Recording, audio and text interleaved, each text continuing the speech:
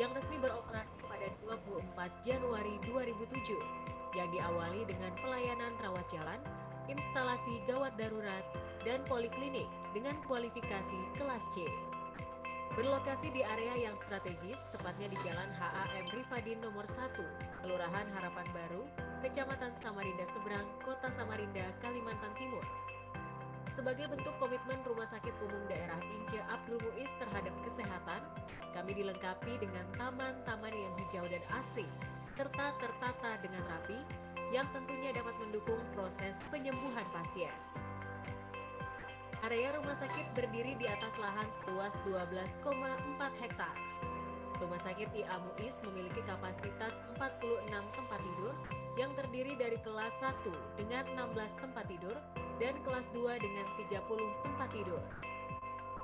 Sebagai rumah sakit satu-satunya yang dimiliki pemerintah Kota Samarinda, kami memiliki visi menjadi rumah sakit unggulan pilihan masyarakat. Rumah Sakit IA Muiz memiliki pelayanan kesehatan yang lengkap dengan mengutamakan pengobatan, pemulihan, promosi kesehatan, tanpa mengabaikan peningkatan kesehatan dan pencegahan penyakit. Saat ini RSUD IA Muiz telah menjalankan protokol kesehatan untuk mencegah penyebaran virus COVID-19 yang wajib diikuti semua orang yang berada di area rumah sakit. Pertama, setiap pasien, staf, dan pegawai rumah sakit diwajibkan untuk memakai masker. Kedua, saat pengambilan karcis parkir, pengunjung tidak diperbolehkan menyentuh tombol, melainkan dengan melambaikan tangan pada tombol yang tersedia. Ketiga, pasien yang akan memasuki area gedung rumah sakit juga harus mencuci tangan dengan benar terlebih dahulu. Keempat, melakukan screening kesehatan. Setelah screening pasien selesai dilakukan, petugas selalu menggunakan hand sanitizer setiap akan melakukan pemeriksaan kepada pasien berikutnya. Kami selalu menginformasikan kepada pengguna layanan untuk selalu mentaati protokol kesehatan dengan 3M, yaitu mencuci tangan, memakai masker, dan menjaga jarak. Kelima, pasien menyampaikan tujuan datang ke rumah sakit. Keenam, jujur dalam menyampaikan keluhan maupun riwayat penyakit Anda kepada petugas kesehatan. Dan terakhir, duduk dan antri sesuai dengan protokol kesehatan. Setiap tindakan yang dilakukan petugas selalu menggunakan APD level 1, 2, atau 3 sesuai dengan tindakan yang akan dilakukan. Dalam pelayanan medik, fasilitas yang disediakan oleh Rumah Sakit Umum Daerah Ince Abdul Muiz adalah pelayanan IGD atau instalasi gawat darurat yang dilengkapi fasilitas ambulans siaga selama 24 jam, pelayanan rawat jalan atau medical check-up, serta pelayanan rawat inap.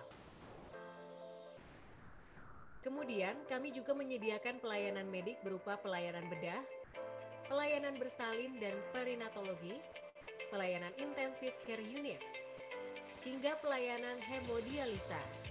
Unit hemodialisa adalah unit instalasi yang melakukan proses pencucian darah bagi penderita disfungsi atau gangguan pada ginjal.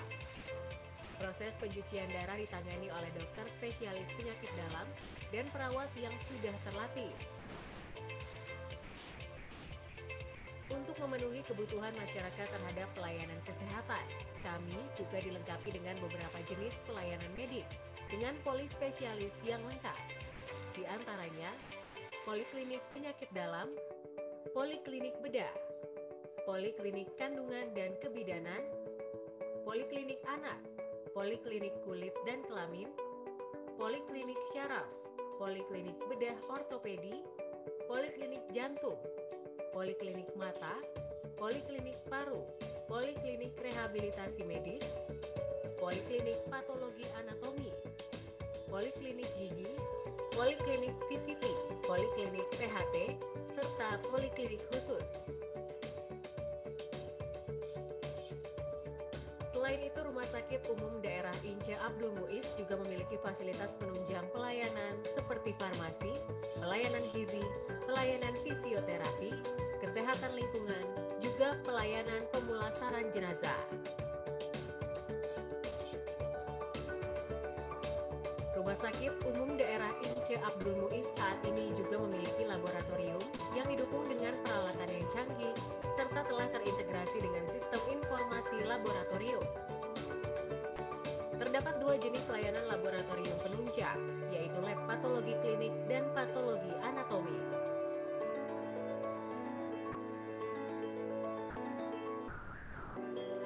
Jenis tindakan yang tersedia di patologi anatomi antara lain FNAB atau Fine Needle Aspiration Biopsy, AJH atau aspirasi jarum halus, histopatologi, citologi, serta pap smear.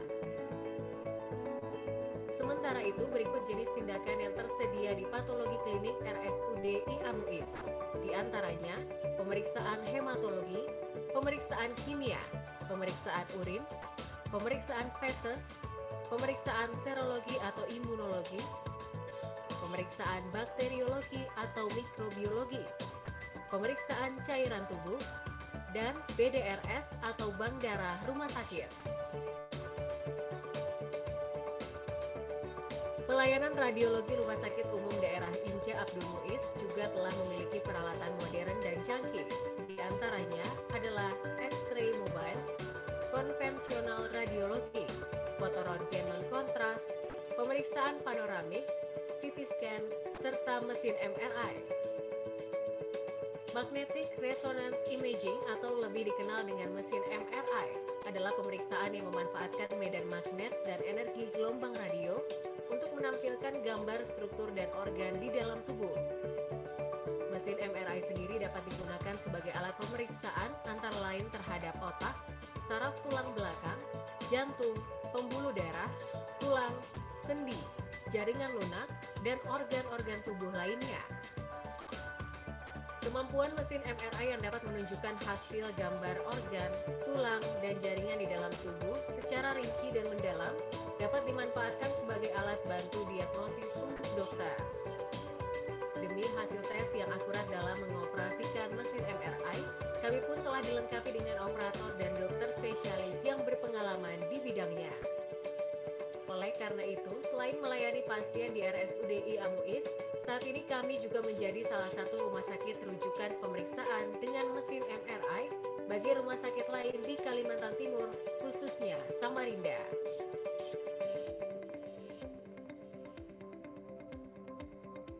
Sebagai bentuk kepercayaan pemerintah terhadap Rumah Sakit Umum Daerah Ince Abdul Muiz, saat ini kami ditunjuk menjadi salah satu rumah sakit rujukan pasien COVID-19 untuk wilayah kota Samarinda dan beberapa kabupaten kota lainnya di Kalimantan Timur.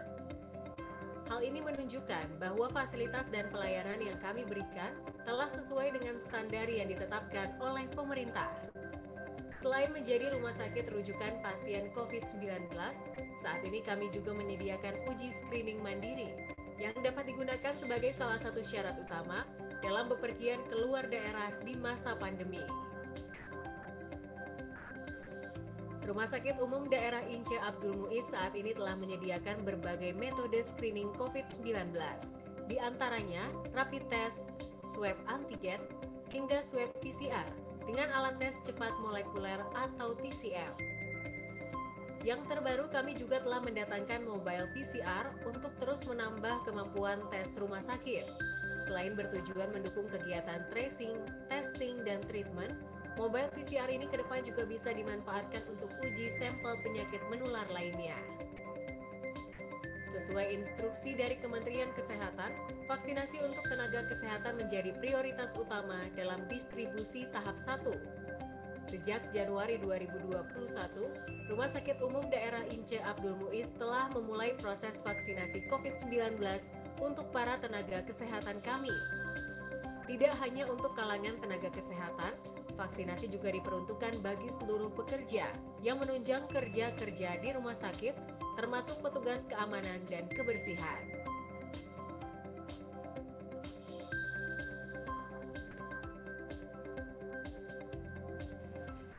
Saya Sarifah Rahima, Direktur Rumah Sakit Umum Daerah Ince Abdul Muiz, Kota Samarinda. Di tengah pandemi COVID-19 ini, kesadaran akan kesehatan begitu penting. Selama situasi pandemi, kami dari RSUD Ince Abdul Muiz memiliki standar prosedur operasional yang memastikan keamanan bagi semua orang, sehingga masyarakat akan mendapatkan kenyamanan dan keamanan pada saat berobat di Rumah Sakit Ince Abdul Muiz. Mari bersama-sama kita patuhi protokol kesehatan dengan selalu melaksanakan 3M dan 1C. 1. Memakai masker. 2. Mencuci tangan. Dan yang ketiga, menjaga jarak.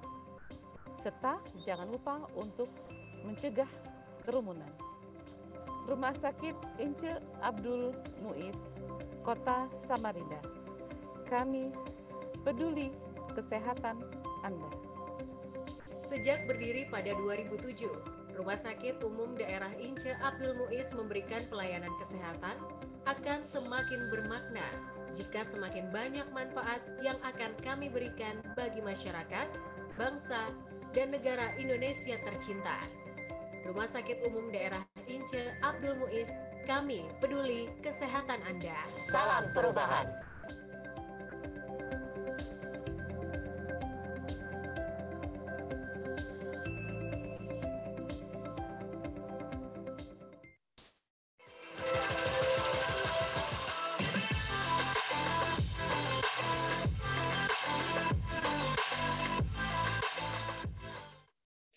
Halo, selamat pagi semuanya, selamat pagi. Saya mau cek dulu ya, cek audio dulu. Jangan sampai semangatnya udah luar biasa memulai pagi ini.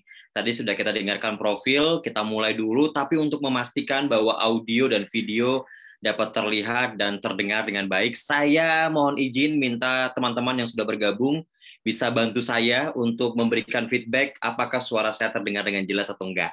Saya pastikan dulu nih ya, jangan sampai udah semangat banget, tapi suaranya kedengeran.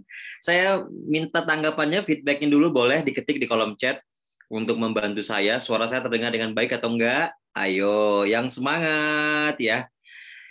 Oke, setelah sekian purnama ya. Oh jelas, terima kasih Ibu Direktur. Langsung Bu Direktur yang memberikan jempolnya 3 pagi ini. Baik, kita akan mulai untuk sesi Bincang Sehat hari ini. Saya akan mengawali dengan sebuah kata. Wah, sebuah kata yang tersusun dengan rapi.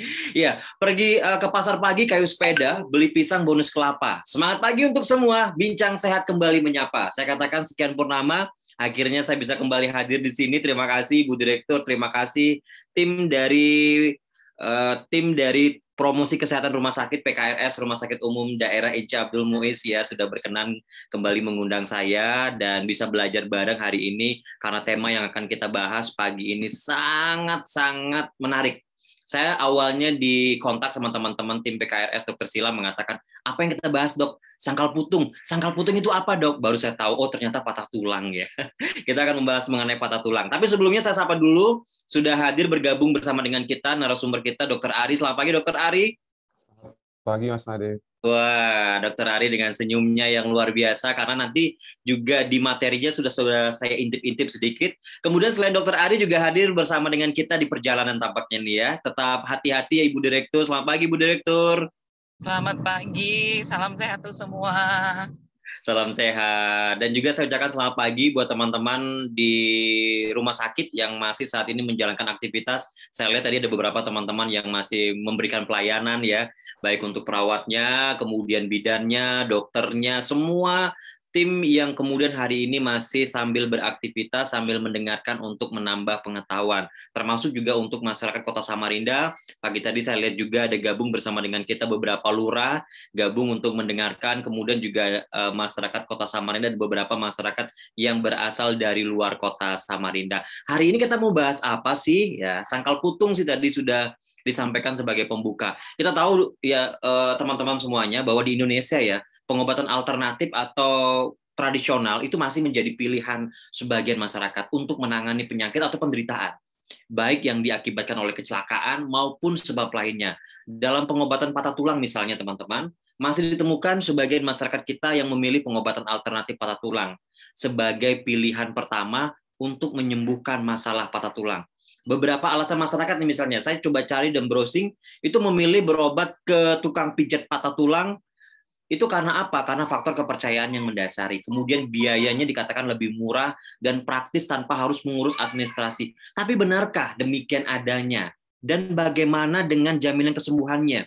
Karena banyak juga kasus pasien yang mengalami cedera langsung berobat, mungkin salah satunya ke tukang pijat patah tulang, begitu diurut dan ditangani, lalu baru datang ke rumah sakit dalam keadaan cederanya semakin nyeri, semakin bengkak, dan juga setelah dirongsen, tulang patahnya itu dalam kondisi yang tidak membaik. Bagaimana sih sebenarnya harus kita pahami terkait dengan patah tulang? Ini yang akan kita bahas dengan tema tata laksana patah tulang, periksa ke dokter, atau cari cara alternatif terlebih dahulu. Bincang Sehat hari ini membahas bersama dengan narasumber kita yang sudah hadir. Saya akan langsung bacakan terlebih dahulu sebelum nanti menyapa dan mempersilakan untuk paparan materi. Saya akan membacakan terlebih dahulu untuk kurikulum vitae. Siapa sih sebenarnya narasumber kita hari ini? Pekerjaan yang sudah pernah dijalani dari 2010 sampai dengan 2011 menjadi dokter internship ya di Rumah Sakit Umum Daerah Banyudono Boyolali, kemudian 2011 juga menjadi dokter internship di Puskesmas Boyolali, kemudian 2011-2012 dokter umum di Rumah Sakit Umum Daerah Kanujoso Jatiwibowo Balikpapan. 2012-2013 dokter umum program magang ortopedi di Rumah Sakit Umum Dr. Suharso Surakarta, kemudian 2013-2014 di Rumah Sakit SMC Samarinda, dan 2020 sampai dengan sekarang berada di Rumah Sakit Umum Daerah Inca Abdul Muiz Samarinda sebagai dokter spesialis ortopedi dan traumatologi. Langsung saja saya akan sapa, bersama dengan kita telah hadir Dr. Ari Putra Nur SPOT, dokter spesialis ortopedi dan traumatologi. Selamat pagi Dr. Ari. Silakan Dr. Ari.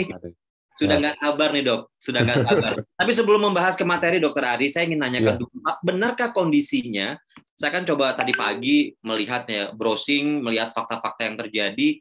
Oh ternyata masih banyak ya masyarakat kita itu kemudian kalau udah patah tulang, cari alternatif, akhirnya ke dokter juga, akhirnya ke rumah sakit juga. Benarkah begitu kondisinya, Dokter Ari? Pada kenyataannya memang banyak yang dari awal itu berobatnya ke alternatif dulu, nanti setelah tidak ada perbaikan atau malah semakin jelek, nanti dia baru datang berobat ke rumah sakit. Dan pada kondisi seperti itu, biasanya walaupun ditangani di rumah sakit, hasilnya tidak akan sebaik ketika kalau dia baru terjadi cedera, berobat langsung ke rumah sakit. Pasti ada gejala sisa.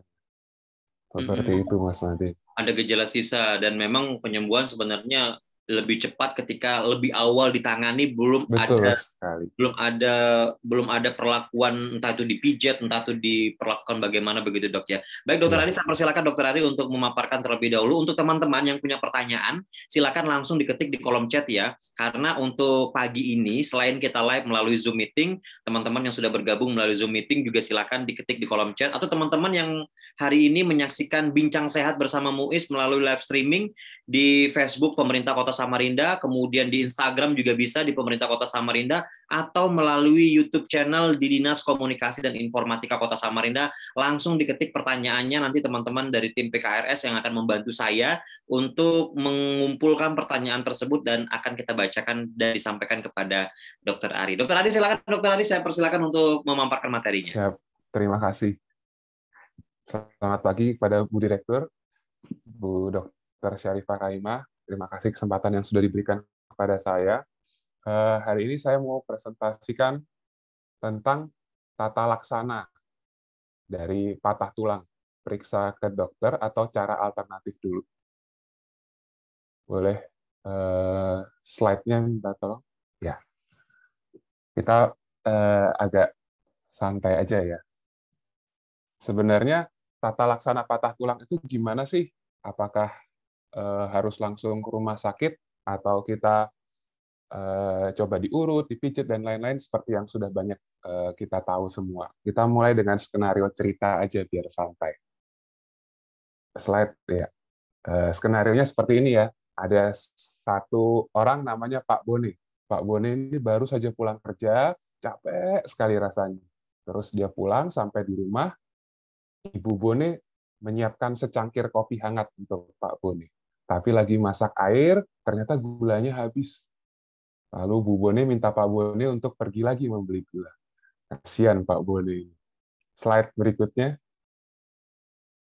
Lalu di tengah perjalanan membeli gula, Pak Bone bertabrakan dengan Pak Bono, yang adalah tetangga Pak Bone.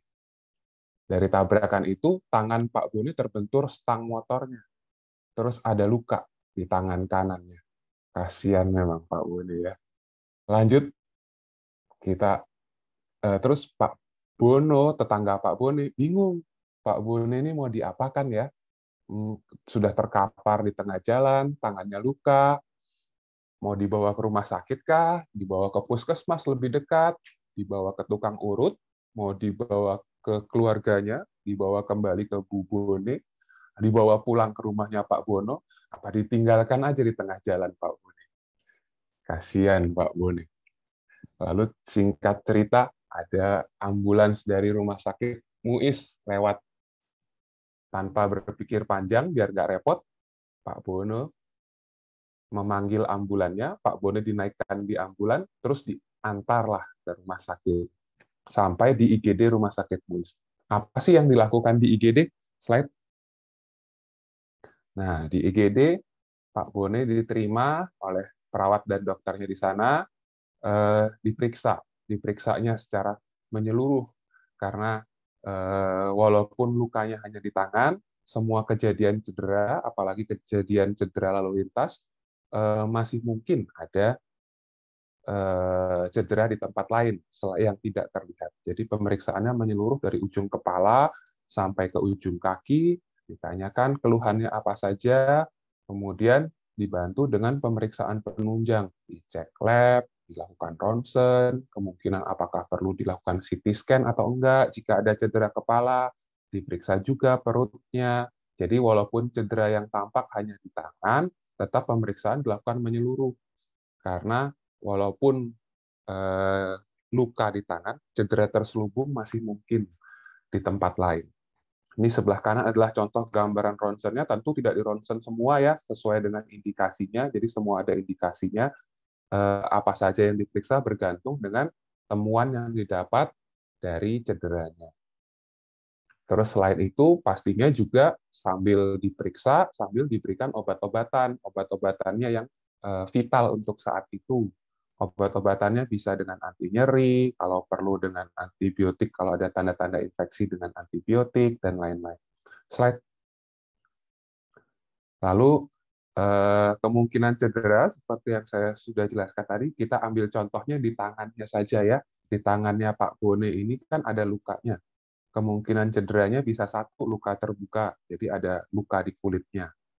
Kemungkinan kedua bisa patah tulangnya, atau dislokasi. Dislokasi itu sendinya terlepas dari tempatnya, tapi selain itu semua kita perlu tahu di badan kita ini tidak cuma tulang, sendi, dan kulit.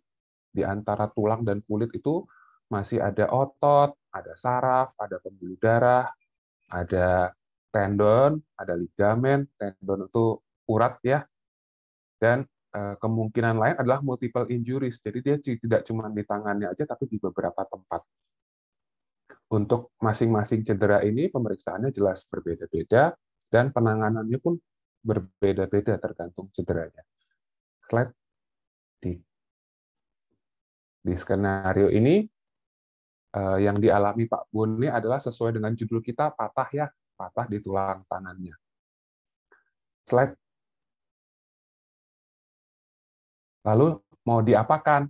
Nah, di rumah sakit, kita bicara di rumah sakit dulu. Di rumah sakit ini, untuk patah tulang, secara ortopedinya ya, manajemennya bisa operatif maupun non-operatif. Kita bahas yang non-operatif dulu. Non-operatif ini macam-macam caranya, bisa dengan dipasang gips, cuma dipasang gendongan tangan saja, bisa diperban saja cukup, bisa dipasang brace, bisa dipasang splint contoh yang sebelah kanan itu, dan lain-lain ya. Semuanya tergantung indikasinya. Indikasinya itu dari tulang apa yang patah, bagian dari tulang apa itu yang patah, dari usia pasien, masih mudakah atau sudah tuakah, ada luka terbuka atau tidak, semuanya jadi pertimbangan untuk manajemen non-operatif atau pemilihan operatif. Sedangkan kalau operatif sudah jelas, operatif ini berarti prosedur pembedahan. Pembedahan pun sebenarnya macam-macam, tapi yang dipahami oleh masyarakat kan selama ini dipasang pen. Dipasang pen itu gambarnya seperti yang kanan. Sebenarnya tidak hanya dipasang pen. Prosedur pembedahan itu selain dipasang pen juga ada prosedur penggantian sendi. Kalau untuk kita bicara patah tulang ya, penggantian sendi atau pemasangan wire atau bahkan tidak dilukai tapi dipasang implan di dalamnya. Jadi bermacam-macam. Itu belum termasuk kalau cederanya yang lain, cedera otot, cedera saraf, cedera yang tadi, tendon, ligamen, dan lain-lain itu. Slide. Slide. Ya, kembali ke skenario. Kita kembali ke skenario. Di skenario kita kali ini, Pak Bone disarankan oleh dokter untuk dilakukan operasi, mengingat indikasinya. Tapi Pak Bone bingung, mau dioperasi nggak ya? Karena Pak Bono itu menyarankan dibawa ke alternatif aja, ada yang kenal nih tukang urut yang bagus, yang sembuh pasiennya. Tapi Bu Bone bilang, dioperasi saja, udah ikut sama dokternya bilang apa. Tapi Bu Bono, istri Pak Bono, diam. Pak Bone tambah bingung. Kasihan Pak Bone. Kita lanjut ke slide berikutnya. Di situasi seperti itu, datanglah anak Pak Bone. Namanya Bona.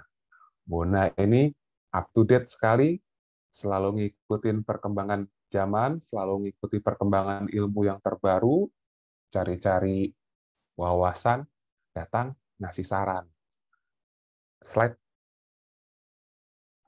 Nah, saran yang didapat dari saya ambil dari Instagram. Instagramnya kalau ada yang mau follow silahkan. Ini dari Orthopods,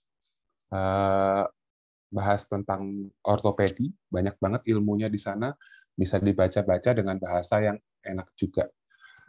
Apa sih bedanya tukang urut sama kalau berobat di rumah sakit? Kalau menurut Orthopods ini, ada 4 perbedaan utama. Yang pertama secara keilmuan, yang kedua secara sertifikasi, yang ketiga secara penegakan diagnosis, yang keempat adalah pendekatan terapinya. Kalau secara keilmuan, tukang urut itu berdasarkan pengalaman sehari-hari dan ilmu turun-temurun. Biasanya kalau tukang urutnya, bapaknya tukang urut, nanti anaknya jadi tukang urut juga, pengobatan alternatif patah tulang. Gitu ya. Kalau dari rumah sakit, itu dari dokter ortopedi, itu melalui sekolahnya sekolah spesialisasi bedah tulang yang selalu diupdate ilmunya. Kalau melalui sertifikasi, dari sertifikasinya tidak ada sertifikasi untuk pengobatan alternatif patah tulang. Pengakuannya hanya dari mulut ke mulut, dari pengakuan dari warga-warga setempat. Sedangkan kalau dari secara medis terstandarisasi melalui ujian nasional. Lalu untuk diagnosisnya, tahu dari mana nih patah tulang atau enggak? Kan kalau di rumah sakit sudah jelas, yang dijelaskan tadi, dari riwayatnya, dari pemeriksaan badannya, dari pemeriksaan penunjang, ronsen, dan lain-lain.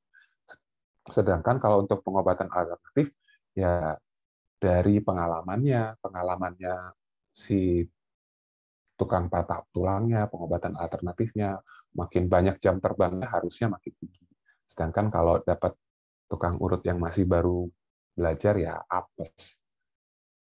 Terus kalau dari pendekatan terapinya, tindakan di tukang urut sudah jelas, tanpa prosedur pembiusan. Sedangkan kalau di rumah sakit, baik itu non-operatif atau operatif, itu tidak mesti dengan pembiusan, tapi selalu diberikan anti nyeri. Slide. Lalu, kalau secara medis, apa sih keunggulannya? Seperti yang dibahas tadi di atas, pemeriksaannya menyeluruh dari kepala sampai ke kaki. Tidak cuma di bagian yang terlihat cedera saja. Jadi, bagian-bagian lain pun yang tidak terlihat cedera juga diperiksa. Siapa tahu ada cedera terselubung. Jadi bukan mencari-cari penyakit, tapi memang harus dicari. Terus Untuk manajemen cederanya juga komprehensif, keseluruhan yang diobati tidak cuma bagian yang terlihat cedera tadi, tapi semua bagian yang memang perlu diobati. Contoh misalnya ketika masuk ke rumah sakit dengan patah tulang, direncanakan tindakan operasi, ternyata tensinya tinggi banget. Nggak mungkin kan untuk pembiusan dengan tensi yang tinggi, pasti juga distabilkan dulu kondisi pasiennya sampai memungkinkan untuk tindakan operasi, baru dilakukan operasi. Lalu obat-obatan yang diberikan juga sesuai indikasi. Jadi penggunaan anti nyeri pasti dan wajib, kalau nggak sakit banget. Lalu obat-obatan lain yang diperlukan itu disesuaikan dengan kondisi cedera. Kalau misalnya cederanya ada luka terbuka, diberikan antibiotik. Kalau misalnya butuh untuk penyembuhan tulang, diberikan asupan kalsium, vitamin D, dan lain-lain.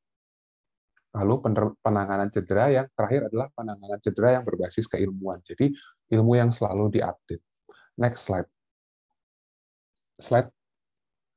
Lalu secara alternatif gimana sih? Nah, saya bahas sedikit ya secara alternatif.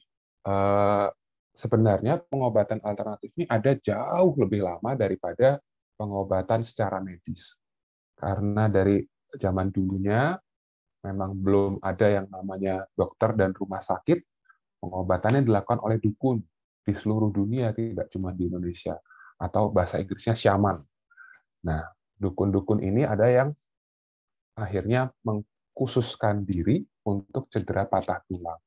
Jadi sampai turun-temurun masih eksis sampai sekarang. Jadi sampai sekarang pun tidak cuma di Indonesia, banyak di negara-negara lain, terutama di India, di negara-negara Afrika, di negara-negara Asia lain, dan beberapa negara Eropa Timur itu pengobatan patah tulang secara alternatif masih ditemui. Lalu saya kan tadi katanya harus berbasis ilmu, jadi saya ambil berbasis jurnal ini. Secara di jurnal disebutkan pengobatan alternatif, ini saya ambil contohnya dari Traditional Bone Setting, Origin and Practice, itu kalau mau linknya juga bisa dibaca nanti. Jurnal ini membahas tentang kenapa sih orang berobat ke alternatif, apa sih resikonya, kurang lebih seperti itu. Ngambil contoh bertempat di Afrika dan di India, karena di sana memang masih banyak banget. Ini contoh pengobatan alternatif patah tulang di Afrika, jadi dibebat, lalu diikat, dalamnya dikasih kain, dan ditutup pakai kulit kayu. Kalau yang di sini udah banyak lah, udah pasti udah paham. Slide. Nah, kenapa sih berobat ke alternatif? Kalau di bahasa Inggrisnya bone setter, kalau bahasa kerennya alternatif, kalau untuk bahasa Indonesia tukang urut, atau kalau di Jawa lebih dikenal sebagai sangkal putung. Kalau orang berobat ke sini, kenapa sih? Karena pengobatan alternatif itu banyak, dan karena dia banyak yang berobat, banyak dikenal, banyak yang beredar dari mulut ke mulut, yang mantan pasiennya. Sembuh tuh di situ tuh sambung kok, bagus. Jadi di Indonesia saya ambil beberapa contoh ya. Kalau di sini sudah pada ngerti di mana tempatnya. Kalau di Jakarta dan sekitarnya itu ada yang dikenal namanya tukang urut Cimande. Kalau di daerah Cilacap dan sekitarnya, Purwokerto dan lain-lain, namanya dukun tali. Kalau di Jogja namanya sangkal putung. Atau apapun itu, di seluruh Indonesia itu banyak. Dari jurnal tadi disebutkan 72,4 pasien berobat ke alternatif itu karena khawatir dengan biaya. Jadi masalah utama adalah masalah biaya, karena anggapannya begitu masuk ke rumah sakit, wah pasti mahal, wah pasti habis duit banyak, ini patahnya nggak gawat-gawat banget kok. Tapi kan sekarang sudah ada yang namanya BPJS, Jasara Harja, asuransi, dan lain-lain, di mana pengobatan di rumah sakit itu tertanggung oleh asuransi-asuransi tersebut, mau BPJS tenaga kerja, mau BPJS umum, mau BPJS KIS, semuanya menanggung untuk biaya pengobatan ke rumah sakit. Demikian pula kalau misalnya kejadian di jalan raya ada jasara harja. Bisa dimanfaatkanlah fasilitas-fasilitas yang sudah diberikan ini. Lalu alasan kedua paling banyak dari kenapa berobat ke alternatif itu adalah penanganan lebih cepat. Nah, di sini saya mau garis bawahi penanganan lebih cepat. Kalau secara penanganan lebih cepat, ada benernya, karena begitu kita berobat ke alternatif, misalnya kita patah kaki gitu, langsung ketemu sama tukang urutnya, langsung diobati saat itu juga, langsung di terapi saat itu juga oleh tukang urutnya. Kalau ke rumah sakit kan enggak. Kalau ke rumah sakit kan banyak prosedur yang harus dilewati. Tapi prosedur itu penting dan demi keselamatan pasien juga. Itu seperti yang tadi saya bilang, pemeriksaan dari ke ujung kepala sampai ke ujung kaki, dan pemeriksaan penunjang dan lain-lain, itu semua untuk kebaikan pasien sendiri. Jadi kita tidak hanya melihat cedera yang dialami, tapi juga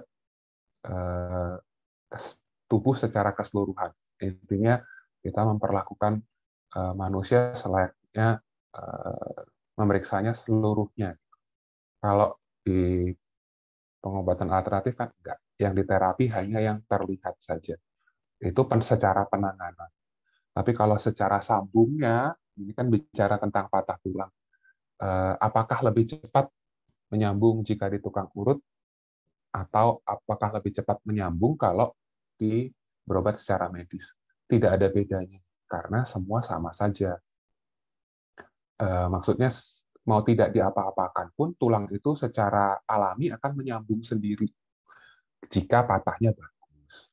Kalau patahnya posisinya jelek, nah di situ baru terlihat perbedaan nanti. Slide berikutnya. Nah, kenyataannya seperti apa? Kenyataannya, kalau berdasarkan jurnal yang tadinya ingin penanganan lebih cepat, tapi penyembuhannya lebih lama. Kenapa? Padahal kalau nggak diapa-apain, tulang sambung sendiri. Karena komplikasi yang muncul. Komplikasi yang muncul ini, saya ambil di sini yang tinggi-tinggi saja ya. Jadi 83,8% itu pasien yang berobat ke pengobatan alternatif itu kembali dengan komplikasi. Walaupun tidak semuanya komplikasinya berat. Ini contoh komplikasi yang sering, pertama adalah non-union. Non-union seperti gambar yang paling kiri atas. Gambar yang paling kiri atas itu adalah tulang, waktunya harusnya sudah sambung, tapi tidak menyambung. Ini dialami oleh 13,5% dari pasien yang berobat ke alternatif. Cukup tinggi. Nah, yang paling tinggi adalah malunion. Malunion ini tulang seharusnya menyambung, dia menyambung, tapi menyambungnya di posisi yang salah. Kalau kita lihat di gambar yang paling kanan atas. Jadi seharusnya menyambungnya lurus, tapi dia menyambungnya bengkok. Bengkok dan memendek jadinya. Ini malunion. Makanya kita kadang-kadang sering lihat sudah sembuh, tapi muncul jadi bengkok, tulangnya sambung, tapi kakinya bengkok, atau tangannya bengkok, itu namanya malunion. 77% mengalami malunion.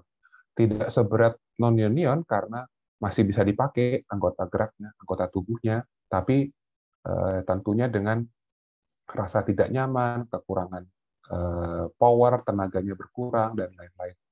Lalu yang ketiga adalah infeksi tulang. Infeksi tulang seperti yang di kiri bawah, awalnya luka terbuka, tapi penanganannya tidak benar, kemudian biasanya karena bakteri, jadi muncul infeksi di sana, keluar nanah yang terus-menerus, tulangnya akhirnya ujung-ujungnya membusuk. Lalu yang paling kami sayangkan, ini yang keempat, ini sindrom kompartemen. Sindrom kompartemen ini salah satu yang cukup sering terjadi, 18,7%. Ini saya ambil contoh gambarnya dari teman saya. Ini kejadian setelah tukang urut Cimande di Bogor. Jadi pasiennya dengan patah tulang seperti Pak Bone tadi, tempat patahnya di tulang lengan bawah, tapi dibawa ke tukang urut, oleh tukang urutnya kemudian dibebat tangannya. Nah, yang perlu kita ketahui, tubuh itu butuh darah untuk memberi makan, membawa makanan, membawa oksigen, sampai ke ujung-ujung jari, semuanya perlu darah. Kalau dibebat dengan sangat kencang, itu salah satu resikonya adalah jaringan-jaringan yang berada di ujung-ujung tadi itu nggak dapat pasokan oksigen dan pasokan darah. Sebagai akibatnya, jaringannya mati dan ujung-ujungnya membusuk seperti gambar di atas, gambar di samping kanan.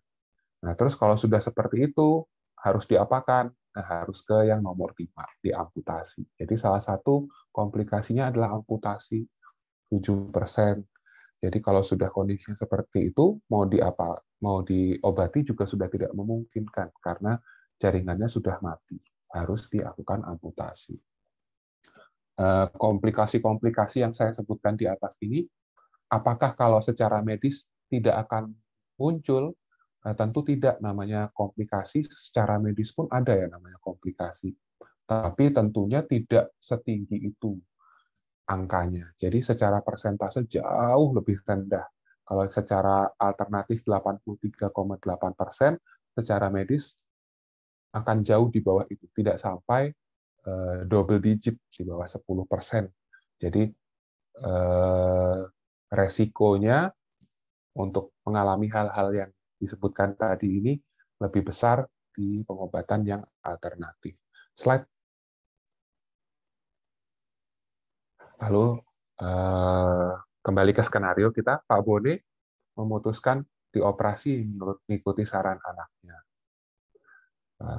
Bona, setelah dirawat 3 hari, Pak Bone diperbolehkan pulang. Slide.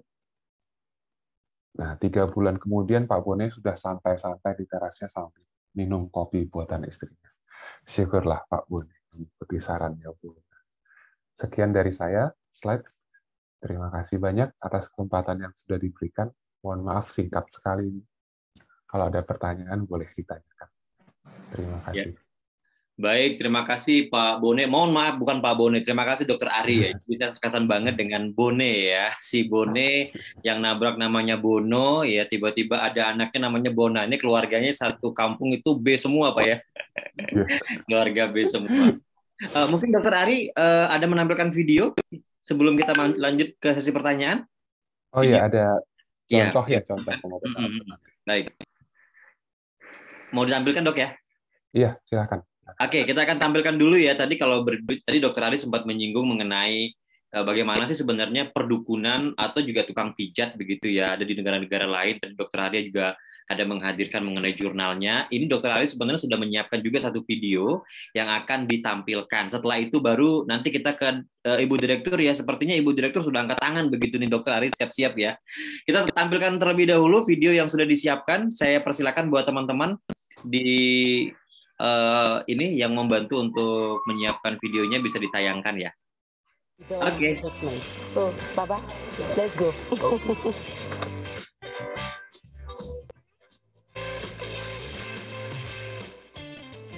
The balm I told you the other time. Okay. So we put it there, we rub it on it.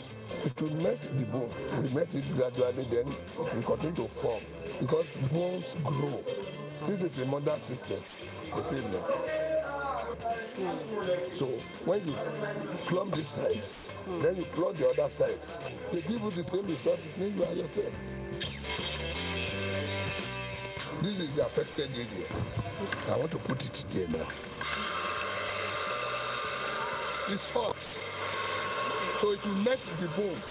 The moment this one enter into the bone, it will melt it inside. The incantation already. Okay, which we can't hear anyway. We can't hear it. He's saying broken bones. But I'm really surprised by what I'm saying here today because this man doesn't use herbs at all. He said he uses his voice and sticks, balms to do his own healing. So it's really, really revealing. I am binding it now.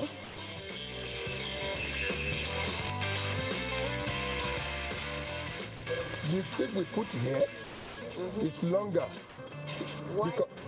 Because of the system. Because this one is longer, this place, it makes it straight.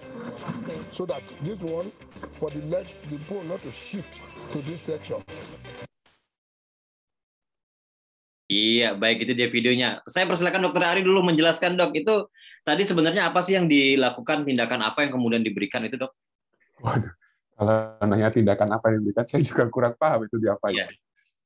Itu kan yang jadi yang menarik ya, untuk mengukur kelurusan sebagai contohnya dipakai water pass itu.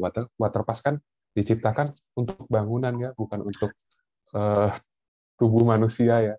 Terus tadi kalau misalnya didengarkan yang reporter wanitanya bertanya ke dukunnya, kenapa dipakai batang yang panjang di sebelah kanan, kenapa dipakai batang yang lebih pendek di sebelah dalam dari pahanya? Si dukunnya cuma jawab, karena ini sesuai dengan sistem tubuh. Jadi semua penjelasan, semua pekerjaan yang dilakukan itu tidak ada berbasis ilmu. Jadi dari pengetahuannya ya turun-temurun seperti itu, dia tinggal ngikutin secara turun-temurun. Tadi kalau pasiennya datang dengan patah tulang paha tadi, dia keluar dengan patah tulang paha tambah luka bakar seperti itu, ditambah karena dipanjer pakai hair dryer. Jadi ya seperti itu, banyak yang tindakan-tindakan yang terasa janggal gitu ya, aneh, tidak sesuai dengan ilmu yang seharusnya jadi patokan. Kira-kira gitu. Iya, baik. Itu mungkin kejadian seperti itu kalau dulu terjadi mungkin nggak jadi masalah ya, karena belum ada perkembangan zaman seperti sekarang. Mereka harus melakukan dengan apa yang sudah diketahui secara turun-temurun. Kalau sekarang tadi Dokter Ari mengatakan perkembangannya sudah berbeda, sudah ada teknologi yang lebih canggih, kemudian penanganannya lebih tepat, tidak ada dampak samping gitu ya, efek samping yang kemudian mengikuti ya. Baik, sebelum kita break, tadi Dokter Rahimah ada raise hand, langsung mau mengajukan pertanyaan pertama atau tanggapan lain, silakan Dokter Rahimah. Ya, terima kasih Mas Made, Dokter Ari, terima kasih atas paparannya. Saya ingin mengambil kesempatan untuk memberikan pengumuman bahwa di acara Bincang Sehat sejak hari ini kami akan memberikan hadiah bagi peserta terbaik. Jadi peserta terbaik itu dinilai dari keaktifannya. Jadi baik yang raise hand maupun yang bertanya melalui chat atau media sosial lainnya, baik Instagram maupun YouTube. Hadiahnya apa? Jadi sejak hari ini akan kita berikan hadiah voucher pulsa atau paket data. Ya. Jadi untuk 1 orang sebesar 100.000 dan 5 orang sebesar 50.000. Jadi ada 6 pemenang. Mekanismenya bagaimana? Jadi nanti pada saat ada penanya, panitia, ya, Dokter Cila dan rekan-rekan akan langsung private chat kepada penanya untuk menanyakan nomor WhatsApp dan kemudian akan ditindaklanjuti oleh panitia yang akan langsung ditransferkan ke nomor teleponnya. Begitu. Itu yang ingin saya sampaikan ya. Sukses selalu Bincang Sehat. Mas Made, PKRS. Terima kasih Dokter Ari. Saya juga pasiennya beliau. Saya pakai neck collar ini. Saya pasien beliau ya. Terima kasih dokter. Ya. Terima kasih Dokter Rahimah. Semoga sudah semakin membaik ya kondisi ininya ya, kondisi kesehatannya Dok ya. Bisa lebih beraktivitas lagi, lebih pulih seperti sedia kala. Ini berita gembira juga begitu. Saya tadi nggak tahu ya. Saya nggak tahu, biasanya Dokter Rahimah sudah menginformasikan, ini benar-benar surprise ya. Jadi untuk teman-teman, untuk para peserta Bincang Sehat, baik yang gabung melalui Zoom meeting maupun juga yang gabung melalui live streaming di media sosial, baik di Facebook ya di Pemerintah Kota Samarinda, kemudian juga Instagram di Pemerintah Kota Samarinda, dan juga melalui YouTube channel di Dinas Komunikasi dan Informatika Kota Samarinda. Untuk edisi hari ini nih khusus spesial, ada hadiahnya untuk teman-teman yang aktif memberikan pertanyaan. Hadiahnya berupa apa? Tadi Dokter Rahimah, Direktur Rumah Sakit Umum Inca Abdul Muiz sudah menyampaikan, ada 6 voucher yang diberikan, 1 untuk yang mendapatkan voucher paket data 100.000, kemudian ada 5 pemenang lainnya yang beruntung mendapatkan voucher paket data senilai 50.000. Silakan untuk teman-teman yang sudah memiliki pertanyaan, bisa langsung ketik pertanyaannya di kolom chat, atau yang ingin bertanya langsung melalui Zoom meeting, juga silakan aktifkan raise hand, nanti saya akan memberikan kesempatan untuk bertanya. Dokter Ari, kita break sejenak, silakan Dokter Ari minum dulu ya. Minum kopi ala Pak Bono ya, Pak Bone ya, Pak Bone dan Pak Bono sudah akur sih, sekarang sudah ngopi bareng. Kita akan break sejenak terlebih dahulu, ada 1 tayangan video yang akan menemani kita terkait dengan pelayanan di Rumah Sakit Umum Daerah Inca Abdul Muiz Samarinda. Setelah ini kita akan kembali dalam Bincang Sehat bersama Muiz, tetap bersama kami.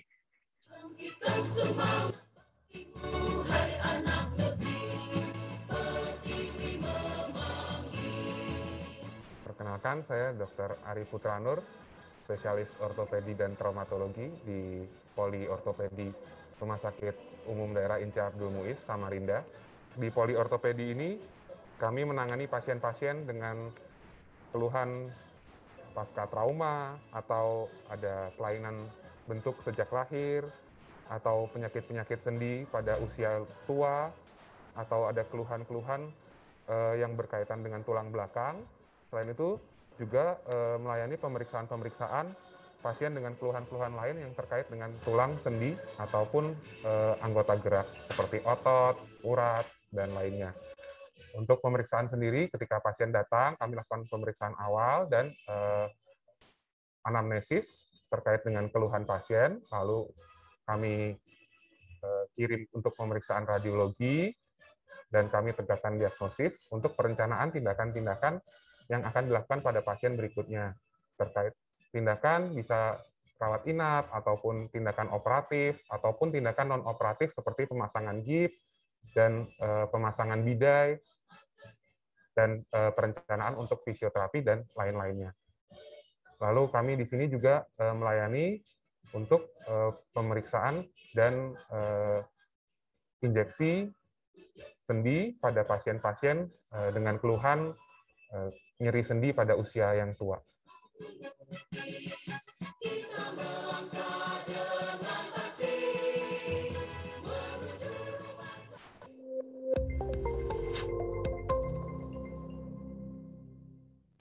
Indonesia 2 hari berturut-turut tercatat sebagai negara dengan kasus harian tertinggi di dunia. Pemerintah Kota Samarinda optimis kasus COVID-19 bisa ditekan. Pandemi belum berakhir. Rumah Sakit Umum Daerah Inca Abdul Muiz Samarinda mengusung Prokes 6M sebagai usaha untuk menekan laju penularan COVID-19 di Kota Samarinda. Yuk kita simak senjata paling ampuh untuk lawan COVID-19. Meskipun sudah divaksin, kita tetap harus menggunakan masker secara benar. Pemerintah saat ini menganjurkan untuk menggunakan 2 masker sebagai pelindung, yaitu masker medis dan masker kain. Pertama, pegang masker di bagian sisi luar tanpa menyentuh sisi dalam. Kedua, pastikan seluruh bagian masker telah menutupi hidung dan mulut. Yang kedua, mencuci tangan dengan sabun. 40-60 detik mencuci tangan dengan sabun di bawah air mengalir. Langkah pertama, nyalakan keran air dan basahi tangan dengan air. Selanjutnya, beri sabun pada telapak tangan dan ratakan. Gosok punggung tangan kanan dan kiri bergantian. Gosok sela-sela jari bagian dalam. Melakukan gerakan mengunci. Bersihkan ibu jari kanan dan kiri bergantian. Bersihkan ujung kuku kanan dan kiri secara bergantian. Bilas tangan di bawah air mengalir. Keringkan tangan menggunakan tisu.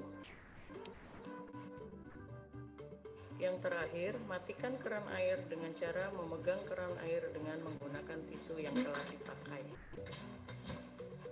Yang ketiga, menjaga jarak. Minimal 1,5 meter dengan orang lain. Hal ini akan meminimalisir terjadinya transmisi virus. Yang keempat adalah menghindari kerumunan. Jika kita sudah berhasil menjaga jarak dengan benar, maka otomatis kita juga akan menghindari tempat-tempat yang berpotensi mengumpulkan kerumunan, seperti mal, pasar, dan tempat ramai yang lainnya. Yang kelima, mengurangi mobilitas. Jika tidak penting-penting sekali dan tidak mendesak, lebih baik di rumah saja. Selama bisa dilakukan dari rumah, seperti WFH dan sekolah online. Yang keenam, menghindari makan bersama. Ketika kita sedang makan, otomatis tidak menggunakan masker. makan bersama, apalagi saling berhadapan, berpotensi untuk terjadinya penularan virus. Halo, kami tim PKRS Rumah Sakit Umum Daerah Inca Abdul Muiz Samarinda mengajak Anda untuk tetap menjaga kesehatan, menerapkan protokol kesehatan dengan tepat. Rumah Sakit Inca Abdul Muiz Samarinda, kami peduli kesehatan Anda.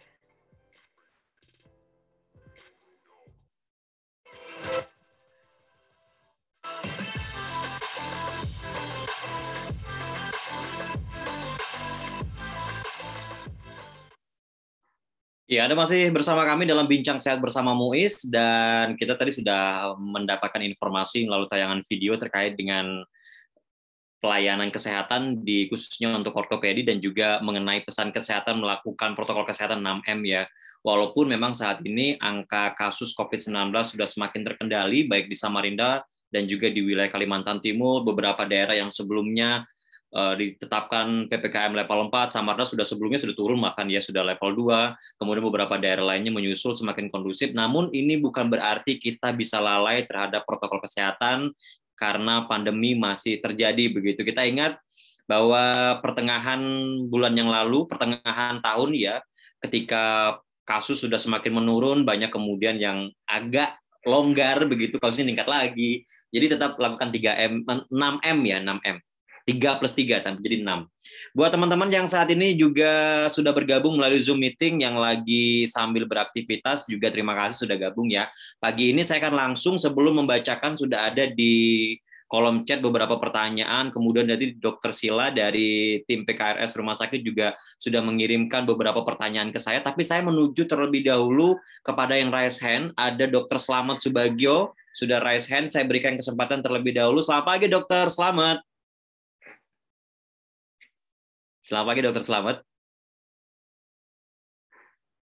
Kita sapa kembali, Dokter Slamet. Selamat pagi. Sudah bergabung bersama kami, Dok? Oke. Saya sapa dulu untuk Dokter Ari, masih bergabung bersama kita. Nanti saya membacakan pertanyaan. Pagi, Dokter Slamet, siap. Silakan, Dokter Slamet. Mas, sorry tadi saya klik-klik kok nggak bisa di-mute ya. Oh, iya, baik. Gimana kabarnya Dokter Slamet? Ini lagi tugas atau lagi di mana, Dok? Lagi di rumah. Oh, lagi di rumah. Kalau kita Sabtu kan libur, Mas. Baik. Silakan Dokter, silakan sampaikan pertanyaan untuk Dokter Ari. Oke, baik. Terima kasih sebelumnya kesempatan yang diberikan.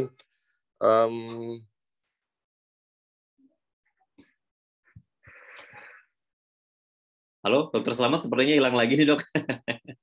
Ya, kita berkomunikasi ini tergantung dengan jaringan dan harus agak ekstra lagi ya menyesuaikan dengan perangkat yang ada. Dokter Slamet sepertinya terkeluar, tidak terdengar lagi suaranya. Mungkin nanti kalau sudah bergabung lagi, kita akan sapa lagi ya untuk mengisi waktu yang longgar ini. Saya akan bacakan terlebih dahulu kalau begitu. Dokter Ari, saya mohon izin, Dok. Saya akan bacakan terlebih dahulu pertanyaan di kolom chat sambil menunggu Dokter Slamet bergabung kembali ya. Di kolom chat ada beberapa pertanyaan yang sudah bergabung, yang sudah menyampaikan pertanyaannya. Untuk pertanyaan pertama, saya akan langsung ke pertanyaannya dari Dani Tarigan. Ya, untuk Mas Dani Tarigan atau Pak Dani Tarigan. Izin bertanya, Dokter Ari, ipar saya kemarin jatuh di dapur, pergelangan tangan patah. Tadi malam sudah dioperasi di rumah sakit Santa Carolus, Jakarta. Yang mau saya tanyakan setelah dipasang pen, kemudian digips lagi. Kenapa bisa 2 kali tindakan seperti itu ya, Dokter Ari? Silakan Dokter Ari, tanggapi, Dok. Ya, ini sebenarnya kalau pertanyaan seperti ini, saya kan nggak tahu patahnya di mana ya. Jadi saya nggak bisa ngasih gambaran yang jelas banget, cuman sekilas aja.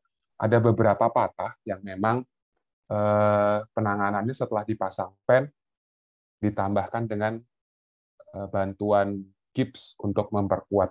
Sebagai contoh, jika patah di lengan bawah, tapi ada sendi yang lepas, sendi di antara 2 lengan itu lepas, setelah dioperasi pun dipasang gips, tujuannya untuk mempertahankan sendinya biar nggak goyang. Itu sebagai contoh. Kasar banget memang, tapi gambaran aja. Jadi karena patahnya di mananya saya nggak tahu, saya nggak bisa ngomong, takut salah nanti patahnya yang mana juga saya nggak tahu kan. Tindakannya apa itu sangat bergantung pada jenis patahnya, kira-kira gitu. Memang memungkinkan setelah dipasang plan di gips itu memang sangat memungkinkan, tergantung dokternya. Ya, tergantung dokter dan tergantung kondisi pasiennya, Dokter Ari ya. Karena Tergantung patahnya, betul. ya patah tulangnya seperti apa begitu. Baik, itu dia jawaban dari Dokter Ari untuk Bapak Dani Tarigan. Semoga bisa membantu. Saya sudah melihat Dokter Selamat sudah gabung lagi nih. Dokter Selamat silakan dilakukan lagi, Dok. Tadi sempat terputus ya. Ya, belum diaktifkan mikrofonnya, mungkin bisa dibantu untuk diaktifkan kembali mikrofonnya, Dokter Selamat, biar kita bisa mendengarkan suaranya. Oke, siap. Sudah terdengar dengan baik, Dok. Silakan. Oke, baik. Sorry tadi ada kesalahan teknis ini. Ya, baik. Dokter Ari, kita seringan menemukan kasus ya, pasien-pasien tentu itu setelah dilaksanakan untuk penanganan di daerah itu, kita istilahkan sebagai sangkal putung ya, sangkal putung atau apalah itu. Dirujuk ke rumah sakit dalam kondisi katakanlah 2 minggu, tidak ada perkembangan yang baik, bahkan terjadi perburukan daripada keadaan, ada kerusakan luka dan sebagainya. Apakah kondisi seperti ini tidak membawa critical point daripada pasien? Apakah tindakan ini akan bisa menjamin untuk repair itu kepada prognosa daripada tulang-tulangnya? Kemudian yang kedua, di daerah khususnya Samarinda ini kita punya kebiasaan khususnya untuk pijat tradisional itu mengcombine tindakan massage dengan pemberian minyak bintang yang konon katanya itu dipastikan bisa membantu untuk proses pelurusan daripada tulang-tulang yang patah, asal tulangnya tidak keluar aja dari kulitnya. Di samping itu juga dipercaya bahwa minyak-minyak ini mempunyai proses regenerasi yang luar biasa, gitu dok. Gimana menurut dokter? Ya, baik. Ini pertanyaan Dokter Selamat ya. Ini sebenarnya juga pertanyaan saya nih. Ketika membaca berita hari ini, begitu Dokter Selamat, saya langsung ingat minyak bintang gitu. Kenapa? Karena seringkali kita menemukan kasus begitu langsung, oh jangan dibawa ke rumah sakit, jangan daripada lama nanti kita pakai minyak bintang. Ada temen nih yang punya. Nah, bahasa-bahasa seperti itu sering muncul begitu. 2 pertanyaan dari Dokter Selamat, silakan ditanggapi Dokter Ari. Iya, yang pertanyaan selamat pagi dok. Itu pertanyaan pertama tadi kalau tidak salah, kalau terlambat dibawanya gitu ya dok? Betul? Iya, jadi ada pasien yang kemudian terlambat dirujuk ke rumah sakit sudah hampir 2 minggu dengan berbagai kondisi tadi dikatakan ya. Ada jedanya ya dok berarti ya. Ya.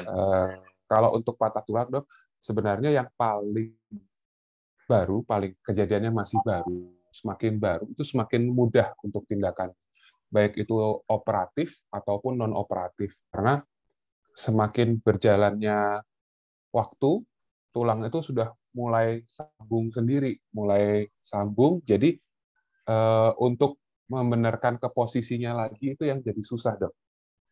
Kita punya istilah neglected itu jika patahnya sudah lewat dari 3 minggu. Kalau lebih dari 3 minggu dikatakan sebagai neglected fracture, jadi patah tulang yang sudah terabaikan selama 3 minggu itu. Nah, untuk penanganannya akan jauh lebih susah dibandingkan kalau kasusnya baru saja terjadi, kira-kira gitu dok. Baik dari segi operasi maupun non-operasi. Kalau yang sebelumnya bisa dengan non-operasi, nanti jadinya harus operasi, kurang lebih kira-kira gitu.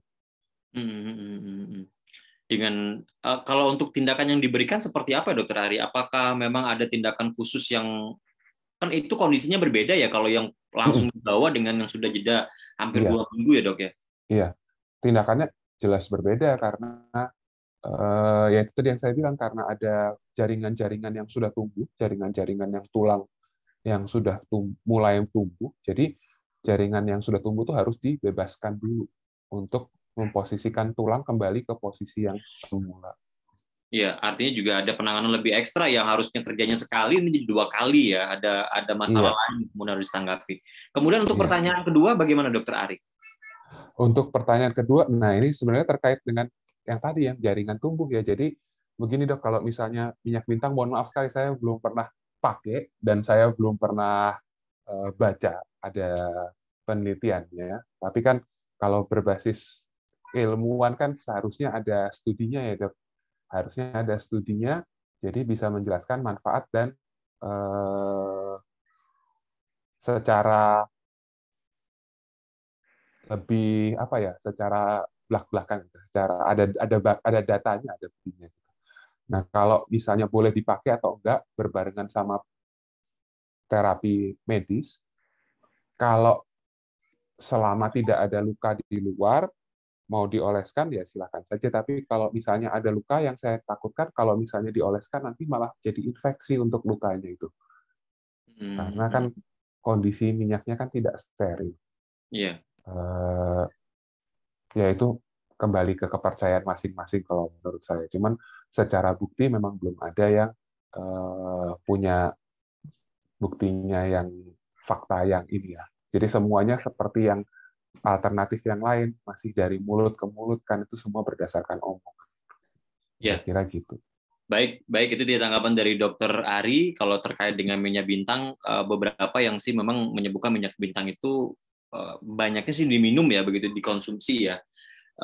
Dan itu mungkin perlu tadi Dokter Ari mengatakan perlu kajian khusus, penelitian khusus sehingga menjelaskannya juga bisa lebih nyaman. Baik, kita beralih ke pertanyaan lain. Sudah untuk Dokter Slamet gimana? Dokter Slamet sudah ini Dok ya, sudah terjawab ya, mudah-mudahan sudah bisa tertanggapi dengan baik karena kita harus beralih ke beberapa pertanyaan lain. Dokter Slamet gimana? Ya, satu lagi. Ya. Ini kasus kejadian pada anak saya sendiri. Ada pertanyaan. Ketika dia umur sekitar 4-5 tahun, itu terpleset di suatu fasilitas. Waktu itu saya bawa ke almarhum Dr. Tito Batari. Beliau bilang saat foto terjadi semacam fraktur linier yang tipis seperti rambut pada siku sebelah kanan. Kemudian beliau bilang bahwa enggak usah dioperasi, enggak usah aja difiksasi, di gips, nanti karena anak ini masih tumbuh. Nah, ketika dia beranjak dewasa, terjadi kalau istilah orang Jawa itu cekot. Cekot itu terjadi deformitas daripada persendian tadi, artinya agak membentuk sudut kecil gitu, sehingga tangan kanan dan tangan kiri tidak linear, tidak simetris gitu. Kalau sudah seperti ini, apakah masih ada potensi untuk bisa dilakukan operasi pelurusan, Dok? Gitu. Siap. Silakan Dokter, ditanggapi. Jadi ada kayak malunion gitu Dok ya. Jadi tulangnya sambung, tapi sambungnya posisinya agak bengkok gitu ya. Iya. Oh iya, kalau orang Jawa bilang itu namanya cekot. Cekot. Ya. Kalau untuk bengkoknya, apakah bisa diluruskan atau enggak, sangat itu tergantung. Jadi yang pertama tadi, kenapa bisa jadi bengkok? Itu biasanya karena kalau pada masih anak-anak, patah tulang, dia tumbuhnya di salah satu sisi cepat, tapi kalau ada patah dia mengganggu proses pertumbuhan itu. Jadi dia bisa tumbuhnya jadi bengkok, atau kalau enggak patahnya pas di zona pertumbuhan, jadi mengganggu proses pertumbuhan tulangnya. Kan biasanya kita evaluasi Dok, kalau misalnya sudah sampai ke usia dewasa, di mana pertumbuhan tulangnya sudah berhenti, baru diukur seberapa parah bengkoknya. Kalau bisa diluruskan kembali atau enggak, itu di siku, di sendi Dok, atau di mana tadi? Ya, di siku tangan. Siku tangan ya. Kalau di sendi masih bisa sih, masih bisa, tapi apakah sebanding dengan resikonya? Karena kalau memang mau diluruskan, berarti kan mau nggak mau tulangnya harus dipatahkan kembali tuh. Dipatahkan kembali untuk disambung kembali di posisi yang benar. Cuman biasanya kalau secara fungsi tidak begitu mengganggu, tidak akan dikoreksi. Kecuali secara fungsi mengganggu sekali, nah itu baru dilakukan koreksi. Oke. Ya, Gitu. baik. Baik, Gitu. terima kasih Dokter Selamat. Happy Oke, weekend. terima kasih. Ya. Happy weekend Dok ya. Semoga sehat selalu. Ya. Kita akan Ya, terima kasih, beralih. Mas. Ya, kita akan Ya. beralih ke pertanyaan lain karena kita membahas mengenai patah tulang. Jangan sampai ada yang patah hati karena nggak dibacain pertanyaannya ya. Sekarang saya masuk dulu ke YouTube ya. Tadi di Zoom meeting, untuk chat Zoom meeting sudah kita bacakan. Sekarang saya ke channel YouTube di Dinas Komunikasi dan Informatika. Ada beberapa pertanyaan juga gabung. Pertanyaan pertama ini sama-sama dari Ari ya. Dari Ari untuk Dokter Ari ya. Pertolongan pertama pada fraktur jika menemui kasus kecelakaan di jalan sebelum tenaga medis datang apa ya, Dok? Silakan Dokter Ari ditanggapi. Kalau untuk misalnya kita ketemu orang patah di jalan, ditabrak gitu ya, sebenarnya yang paling benar adalah dibiarkan saja, tidak diapa-apakan, karena jangan sampai yang kita lakukan itu malah menjadi sesuatu yang berbahaya buat pasien. Kalau misalnya kita sudah punya pelatihan pertolongan pertama, atau kita sebelumnya punya pendidikan di bidang kesehatan, entah itu para medis, atau sudah punya pelatihan basic yang pernah dilakukan sebelumnya, baru kita boleh melakukan pertolongan. Jadi kalau kita sama sekali awam dengan dunia kesehatan, lebih baik tidak diapa-apakan. Dipanggil sampai datang, baru biar ditolong. Kenapa? Karena kalau kita misalnya patah di paha, gitu, seperti yang tadi contoh video, tindakan yang salah, cara membawa yang salah, itu akan berbahaya untuk pasien. Bisa jadi yang awalnya cuma patah, tapi karena kita kan nggak tahu tuh patahannya bentuknya seperti apa, patahannya tajam, terus digotong ke samping, ke pinggir jalan. Ternyata patahan tulang yang tajam tadi itu melukai pembuluh darahnya. Jadi otomatis cederanya bertambah. Atau yang sebelumnya ada patah tulang terbuka, kita lihat, waduh tulangnya keluar nih, harus cepat dimasukin kembali, padahal tidak boleh. Seharusnya yang dilakukan adalah dibawa ke rumah sakit, di sana akan dibersihkan dulu sebelum dimasukkan kembali. Kalau dimasukkan kembali secara langsung, nantinya malah akan bikin infeksi masuk ke dalam. Kurang lebih gitu. Jadi kalau kita memang sama sekali awam, lebih baik dibiarkan saja. Kalau kita punya keterampilan, kita punya pelatihan sebelumnya, boleh sesuai dengan pelatihan yang sudah diberikan, kita menolong. Contoh, memasang bidai, atau kalau ada perdarahan, kita bisa balut tekan, dan lain-lain. Itu kan ada di pelatihan dasar untuk kecelakaan. Kalau sudah pernah menjalaninya, boleh dipraktekkan. Tapi kalau tidak pernah dapat pelatihannya, lebih baik tidak. Saya ambil contoh kasus ya, pada saat gempa Jogja, tahun 2006, itu kan banyak warga yang mohon maaf tertimpa rumahnya sendiri. Nah, ketika tim penolong belum datang, warga sekitar banyak yang langsung gerasak-gerusuk ingin narik korban yang masih hidup untuk keluar dari rumahnya. Nah, yang tadinya masih hidup dibawa keluar rumah, terus sampai di luar sudah meninggal. Kenapa bisa seperti itu? Karena biasanya pada saat gempa kejatuhan barang, jadi ada cedera di tulang leher, di mana cedera tulang leher itu vital dan fatal. Kalau sampai ada pergeseran dari saraf tulang belakangnya, pasien bisa sampai dengan meninggal dunia. Nah, kita tahu sendiri cara gotongnya tidak dengan stretcher, tidak dengan papan, tapi langsung digotong kayak gendong orang sakit kayak gitu. Jadi lehernya semakin goyang-goyang sampai keluar, ya sudah tinggal nafas terakhir sampai di luar. Kurang lebih gitu. Ya, jadi seperti itu ya. Jadi kalau kita belum punya pengetahuan, jangan coba kemudian mengambil tindakan sendiri, apalagi begitu ketemu kasus sambil buka YouTube atau nyari di medsos ya Dok ya. Oh begini kan sangat berbahaya. Baik, sekarang saya lanjut dulu. Sudah ada yang raise hand bersama dengan kita, ada Pak Heri. Saya langsung sapa Pak Heri. Selamat pagi Pak Heri. Sudah raise hand Pak Heri. Apakah Pak Heri masih bergabung bersama dengan kita? Halo Pak Heri. Sambil menunggu, saya akan bacakan lagi karena pertanyaan ini banyak banget, Dok. Banyak banget yang sudah gabung. Saya nggak tahu apa gara-gara giveaway-nya, tapi antusiasnya sangat luar biasa. Ini materi yang dibahas itu sangat bagus banget. Kita ke pertanyaan di YouTube dulu, Dok, ya. Kita selesaikan dulu. Pertanyaan kedua ini dari Wulan. Pertanyaan begini, Dok. Apakah ada terapi komplementer untuk pasien patah tulang selain berobat ke dokter? Ada nggak terapi komplementer lain selain ke dokter? Begitu. Silakan, Dokter Ari. Ya, terapi tambahan ya selain berobat ke dokter ya. Biasanya juga akan disarankan oleh dokternya. Contoh misalnya patah tulang, entah itu dioperasi atau tidak dioperasi, pasien pulang. Setelah pulang di rumah, apa yang disarankan dokter? Yang pertama adalah asupan gizi. Jadi selama masa pertumbuhan tulang, ini kan kita nunggu tulang ini sambung.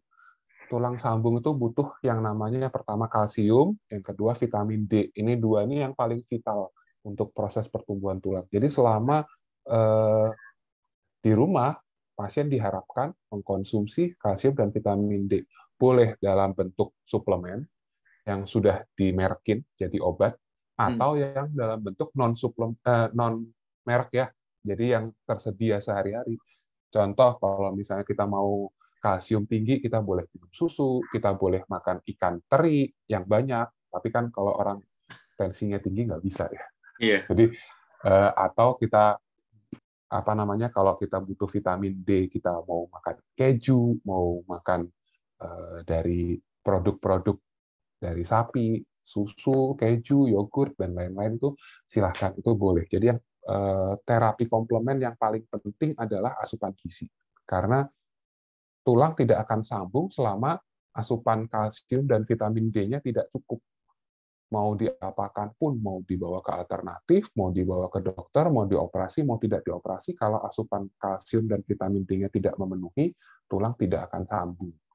Terus yang kedua yang mau saya tekankan, untuk yang punya kebiasaan merokok, kalau terjadi patah tulang, rokoknya di stop dulu. Karena rokok secara ilmiah sudah terbukti mengganggu proses pertumbuhan tulang yang patah. Jadi akan memperlambat atau bisa jadi menggagalkan proses pertumbuhan tulang. Itu kira-kira. Kalau ini yang ada tambahan informasi penting ya. Ternyata merokok dengan proses penyembuhan patah tulang itu ada hubungan yang sangat erat ya, Dok ya. Iya, betul. Ya, jadi itu perlu diketahui, ini informasi yang baru banget ini ya. Jadi buat Bapak Ibu yang saat ini mungkin ada keluarga atau Bapak Ibu sendiri yang kemudian mengalami persoalan itu, diingatkan bahwa sudah ada hubungannya ya, bagaimana proses penyembuhan yang cepat ketika pasiennya adalah seorang perokok. Kemudian masih di YouTube, dari kolom YouTube ya, sebelum nanti ke Zoom meeting, ini pertanyaan dari Pak Yasir.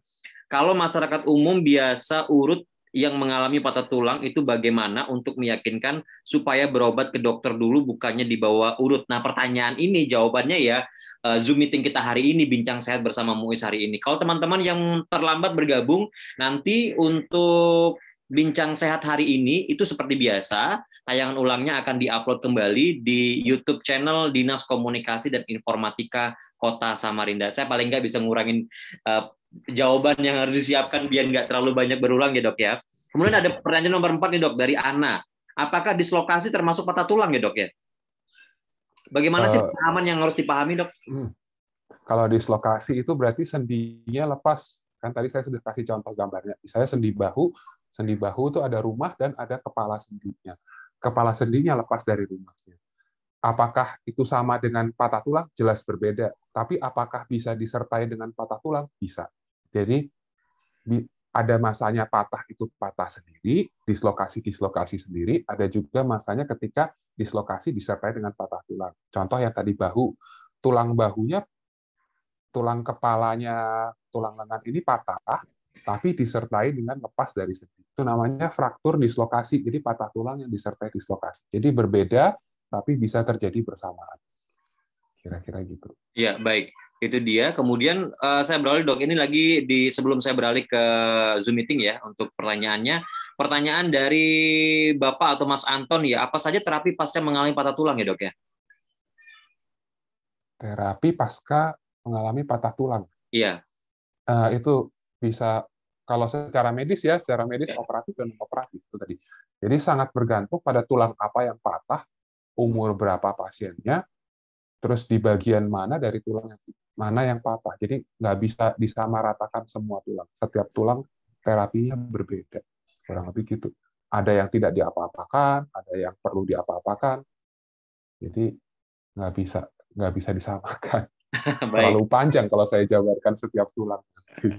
Iya, baik, baik dokter. Sekarang saya mau beralih ke Zoom meeting ya, kolom chat di Zoom meeting. Apakah tadi sudah bergabung kembali yang raise hand? Bisa raise hand kembali ya? Tadi sempat terputus ketika raise hand, jadi belum bisa berlanjut. Saya masih menantikan buat teman-teman yang mau raise hand juga kami persilakan ya.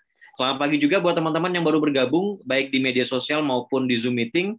Tadi ada beberapa teman-teman yang saya lihat juga bergabung di media sosial melalui live streaming di Instagram, yang pagi ini bergabung melalui Instagram, kemudian melalui YouTube channel, ya silakan juga untuk menyampaikan pertanyaan. Sekarang saya masuk ke pertanyaannya Bapak Abdul Kahar. Pak Dr. Ari, saya mau bertanya, kenapa kalau kita menggunakan pembiayaan kayak BPJS atau yang lainnya itu terlalu ribet untuk ngurus prosesnya? Kemudian, dan untuk patah tulang, memang seharusnya kita ke rumah sakit untuk penanganan awal atau meluruskan tulang yang patah. Dan untuk penyembuhannya kemungkinan bisa ke alternatif tanpa harus dipijat lagi. Kalau dikenal dengan obat alternatif untuk tulang yang dikenal minyak-minyak sambung tulang itu yang saya ketahui. Oh, ini tambahan aja sih dok. Dokter Ari ada tanggapan terkait dengan hal ini? Mungkin nanti juga akan saya sampaikan ke Ibu Direktur begitu. Iya, untuk yang BPJS ya memang namanya prosedur harus dilewati ya. Baik. Memang ada beberapa syarat-syarat. Nggak saya bahas ya. Kalau untuk yang patah tulang, untuk penanganan awal apakah sebaiknya meluruskan? Tidak ya. Jadi kalau tulang patah jangan pernah diluruskan dulu, dibawa ke rumah sakit, nanti biar di rumah sakit yang meluruskan. Kenapa? Ya karena yang saya bilang tadi itu, seperti contoh saya, ada kalanya maksud kita yang baik itu malah membawa sesuatu yang buruk untuk pasien. Jadi kita lihat tulangnya patah, wah ini kesakitan banget nih, tangannya bengkok, dilurusin dulu baru dibawa ke rumah sakit. Gitu. Yang maksudnya awalnya baik, tapi nanti malah jadi petaka buat pasiennya. Ya, sebaiknya tidak, bawa kondisi apa adanya ke rumah sakit. Kalau memang perlu diluruskan, nanti biar diluruskan di rumah sakit. Kira-kira gitu. Jadi tidak diluruskan dulu, terus baru dibawa ke rumah sakit. Atau dibawa ke alternatif, apalagi itu. Terus untuk minyak sambung tulang, ya itu sesuai kepercayaan masing-masing saja ya. Kalau secara ilmu memang belum ada buktinya, tapi kalau memang meyakini sekali ya silakan. Kembali ke pribadi masing-masing. Ya, baik, itu dia. Kembali ya kepada pribadi masing-masing ya, karena banyak sekali minyak-minyakan yang kemudian dikatakan nggak berpengaruh, ada yang sembuh juga begitu, ada yang masih meyakini itu. Tapi tadi sudah diedukasi oleh Dokter Ari ya, bagaimana kemudian yang harusnya kita lakukan. Saya beralih ke pertanyaan lain, Dokter Ari. Kita ke pertanyaan dari Ibu Yuni Bahari. Assalamualaikum Dokter Ari, saya Yuni. Bertanya, makanan apa saja yang baik dikonsumsi untuk kesehatan tulang? Kalau sudah berumur, kadang-kadang ketika beraktivitas nyeri-nyeri pada tulang, dok. Ini apakah sama konsumsinya seperti tadi, susu dan beberapa makanan lainnya mengandung kalsium dan vitamin D, dok? Iya, sama, betul. Kalsium dan vitamin D. Tapi pertanyaannya bagus dari Bu Yuni. Untuk sudah usia ya, jadi memang wanita pada usia menopause memang membutuhkan asupan jauh lebih tinggi kalsium dan vitamin D dibandingkan sebelum menopause. Kenapa? Karena pada usia setelah menopause, faktor hormonal estrogen itu sudah tidak diproduksi lagi. Padahal pada wanita estrogen itu penting untuk salah satunya pengikatan kalsium masuk ke dalam tulang. Jadi asupan kalsium didouble pada wanita setelah menopause. Jadi kalau sudah menopause, lebih baik minum suplemen kalsium setiap harinya. Karena itu sudah secara hormonal memang berkurang. Gitu. Apakah ada perbedaan dok ya Dokter Ari ya, ketika yang kemudian mengalami patah tulang itu masih dalam kondisi usia produktif dengan mereka yang sudah lansia? Itu kan banyak yang mengatakan penyembuhannya akan sangat berbeda begitu masanya, masa penyembuhan dan prosesnya. Itu tindakannya seperti apa dok ya? Apa yang harus diketahui dok? Makin tua pasiennya, makin lama sembuhnya. Secara kasarnya gitu. Jadi kalau pada anak-anak itu sembuhnya cepat banget, apalagi yang pada kasus masih di bawah 2 tahun, itu seringkali bahkan patah tulang tidak perlu diapa-apakan, cukup digip, nanti dia akan sambung sendiri. Sambung sendirinya pun dalam waktu yang sangat singkat sudah sembuh. Lain cerita kalau sudah tua, apalagi kalau sudah sepuh, sudah lewat usia menopause, kalau pada pria udah di atas 50 tahun, itu karena osteoporosis, karena proses pengeroposan tulang sudah terjadi. Jadi dengan proses pengeroposan tulang itu otomatis kalau tulangnya patah, di satu sisi tulang yang keropos akan lebih sering patah, tapi tulang yang sudah patah sembuhnya juga akan lebih susah. Serba salah kalau memang sudah usia. Iya. Jadi memang serba salah, tapi harus tidak boleh salah ya mengambil tindakannya. Nanti malah prosesnya lebih lama. Dokter Ari, saya beralih ke pertanyaan dari Ibu Sri. Ini pertanyaannya juga mungkin tidak berhubungan langsung dengan patah tulang ya dok ya. Tapi Dokter Ari mudah-mudahan juga bisa menanggapi. Assalamualaikum Dokter Ari, sudah lama saya mengalami rasa gemetar di kaki kalau berdiri. Sehingga saya beraktivitas selalu duduk atau jika berdiri harus bersandar. Jika melakukan sholat juga tidak bisa fokus berdiri dengan sempurna. Kira-kira apa sih yang terjadi? Dokter Ari pernah nggak menemukan kasus yang seperti ini kemudian berhubungan dengan tulang begitu dok? Bisa kemungkinan berhubungan tulang dengan tulangnya masih mungkin ya, tapi harus diperiksa dulu yang jelas. Yang pertama, apakah disertai dengan nyeri pada tulang belakang, nyeri pada punggung bawah. Bisa jadi rasa gemetar yang muncul di kaki itu disebabkan karena kelemahan atau rasa berat. Dia rasa berat karena ada masalah di tulang belakangnya, sehingga perjalanan saraf dari tulang belakang sampai ke kakinya jadi tidak lancar, jadi ada masalah. Jadi keluhan-keluhan tadi muncul. Apakah disertai dengan rasa tebal-tebal di kulit kakinya atau rasa kesemutan dan lain-lain?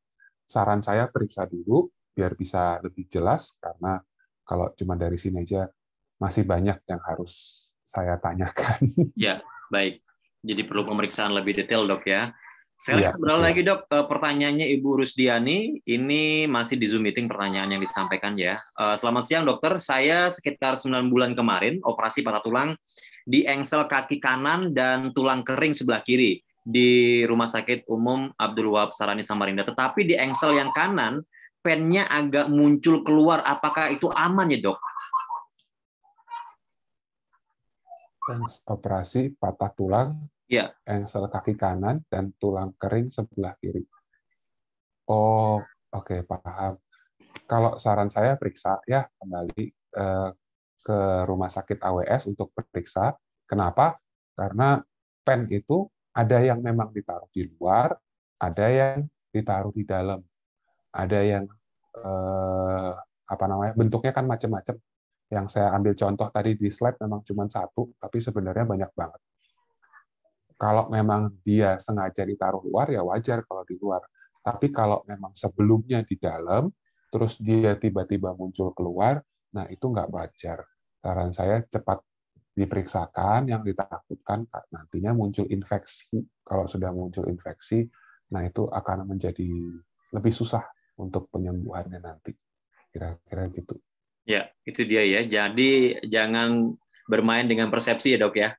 Iya. Bermain dengan persepsi ini kira-kira kenapa ya gitu. Kemudian cari-cari coba di googling ya di medsos. Wah, katanya di medsos begini yang nanggapin. Itu yang berbahaya. Baik, dokter tadi menyinggung mengenai membahas ada pen ya terkait dengan banyak juga kasus-kasus yang ketika ada yang pasang pen, kemudian muncul keluhan, banyak pertanyaan. Begitu juga dengan sama ini pertanyaan yang kemudian sudah dikirimkan dari tim PKRS yang dirangkum dari media sosial, baik di Instagram maupun di YouTube. Pertanyaan kemudian dari Angga. Ini menanyakan begini, Dokter Ari. Untuk penderita patah tulang yang masih ada pennya, nah, apakah aman untuk divaksin? Ini masih banyak juga pertanyaan di masyarakat. Aman nggak ya kalau saya pakai pen divaksin gitu? Silakan, Dokter Ari. Kalau untuk divaksin, aman. Jadi tidak ada kaitannya sama sekali antara pemasangan pen sama proses vaksin. Yang tidak aman kalau lewat di metal detektor ya, bunyi-bunyi jadinya.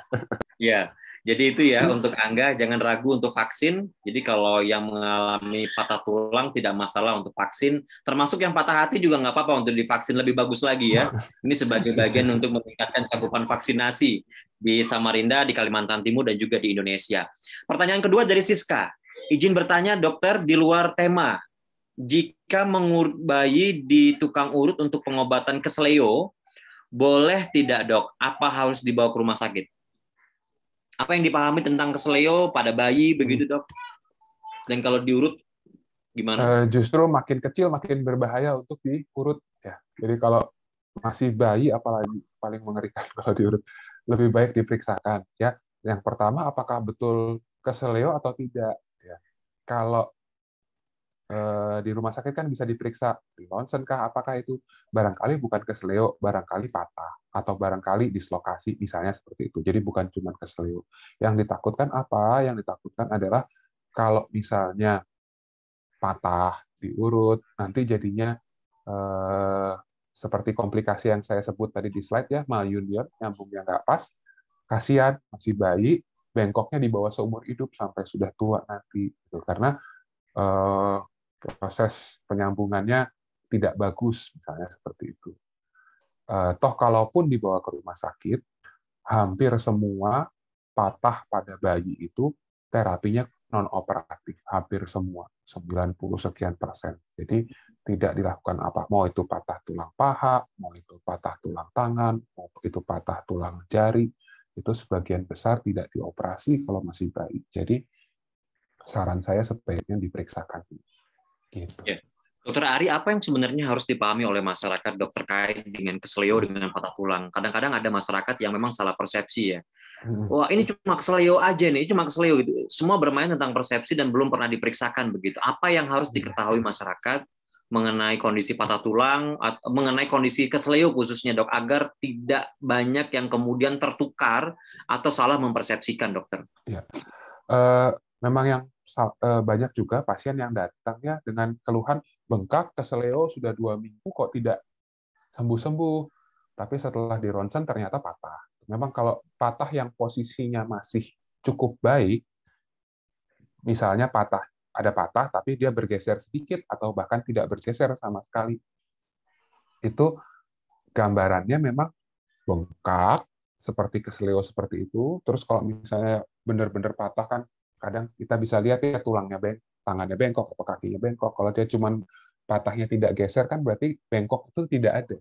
Jadi yang muncul hanya bengkak. Makanya orang sering, oh ini cuma keseleo nih, nggak patah kok, nggak bengkok. Belum tentu namanya patah itu pasti bengkok. Gitu. Saran saya kalau misalnya sudah ada riwayat cedera, jatuhkah atau apakah itu muncul bengkak yang sakitnya udah di luar nalar, misalnya sebelumnya nggak pernah sesakit ini sakit banget, lebih baik dipisahkan. Kira-kira gitu. Baik, itu dia jawabannya.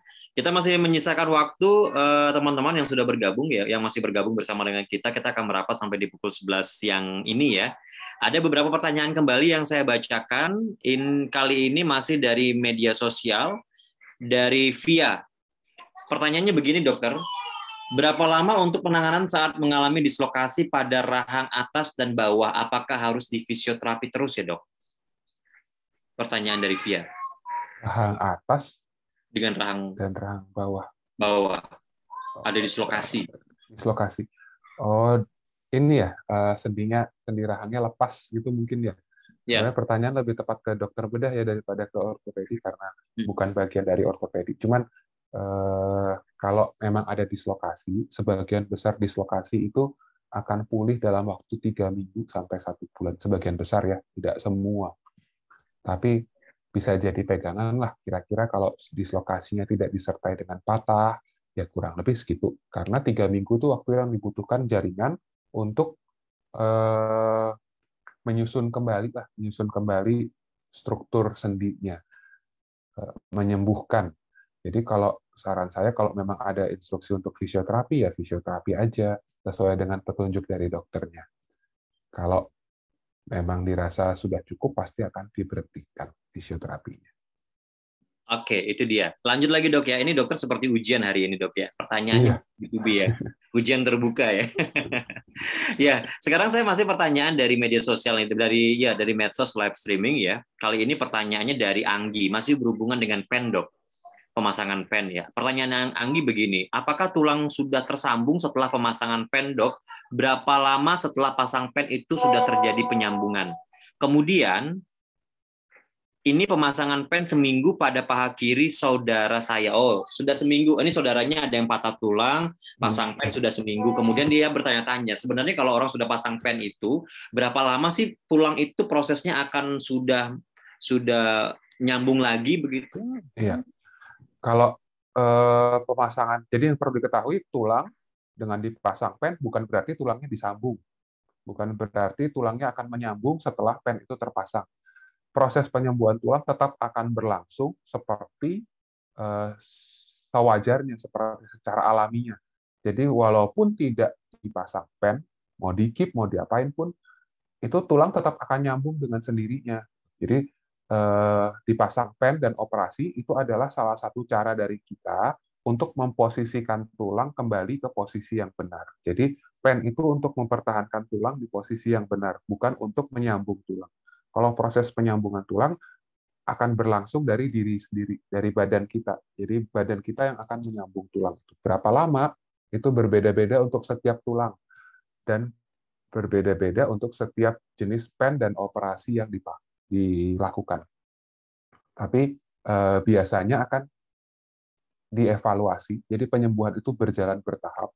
Setelah 1 minggu akan mulai muncul semacam lem, gitu ya, yang mulai menempelkan tulang itu, dan prosesnya berlangsung secara terus-menerus, lambat tapi terus-menerus sampai dengan beberapa bulan ke depan. Jadi proses penyambungan tulang itu tidak langsung sewaktu itu juga. Jadi prosesnya berjalan pelan-pelan, tapi dia terus-menerus sampai dengan tulangnya menyambung. Berapa lama tulang menyambung? Itu tadi saya bilang beda-beda, tapi rata-rata setelah 3 bulan itu sudah biasanya cukup kuat. Tapi sangat kembali lagi ke jenis patahnya seperti apa, tulangnya mana yang patah, ya. Jadi nanti dievaluasi dengan ronsen. Kalau sudah muncul tanda-tanda menyambung yang cukup banyak, biasanya akan dicoba untuk belajar berjalan, belajar menapak. Jadi kalau patah tulang paha, yang perlu diketahui adalah kaki tidak boleh diinjakkan sama sekali tidak boleh dipakai untuk menapak setelah dioperasi. Sampai berapa lama tergantung dokternya nanti dan tergantung ronsen evaluasinya. Gitu. Iya, jadi kembali ya, semuanya harus berdasarkan dari hasil pemeriksaan. Jangan kemudian sambil kayaknya rasanya nih sudah bisa nih, rasanya sudah bisa ya, nggak bisa begitu ya. Nanti akan diobservasi berdasarkan hasil pemeriksaan. Baik, kita beralih ke pertanyaan lain masih dari IG pemerintah Kota Samarinda dan PPID ya. Ini kemudian pertanyaan dari Ibu Sri.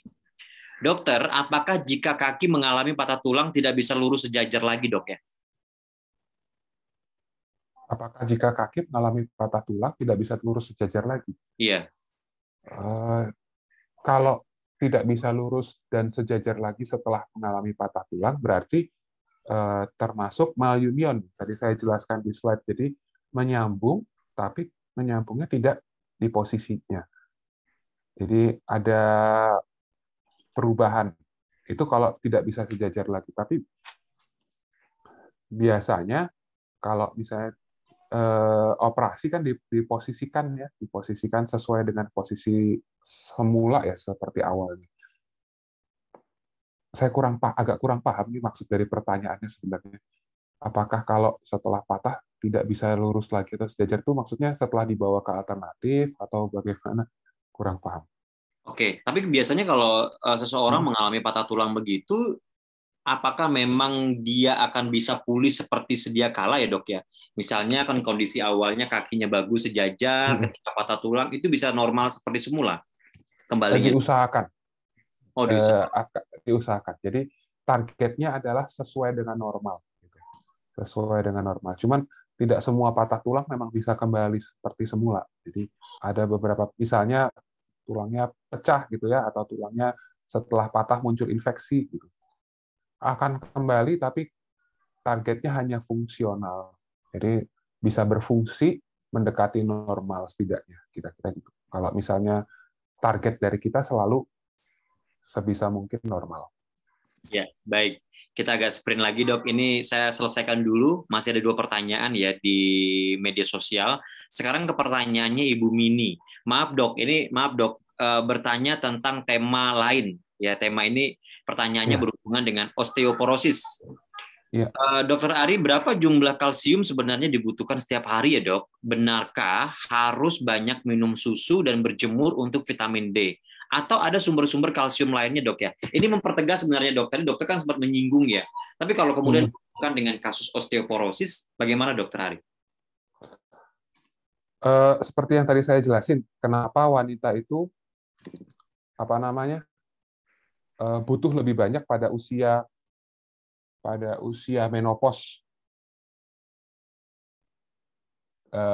Karena secara hormonal memang ada perubahan di mana estrogen tadi sudah tidak diproduksi. Jadi karena estrogen tidak diproduksi, secara otomatis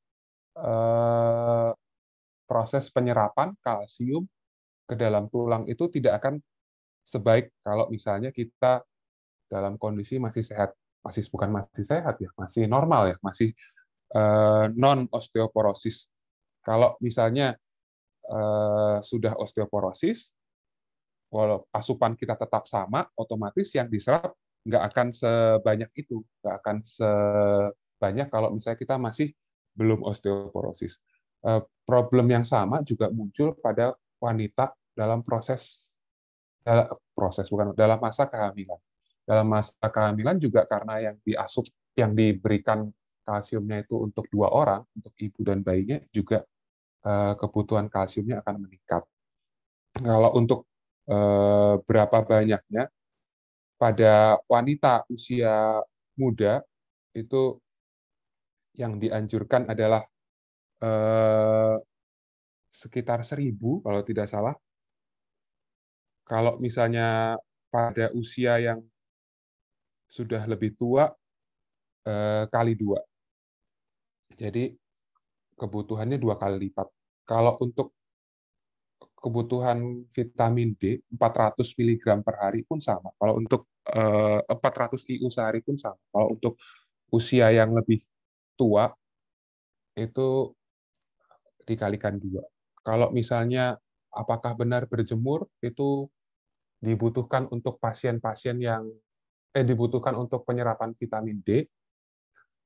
Jadi proses berjemur itu untuk mengubah vitamin D menjadi vitamin D3.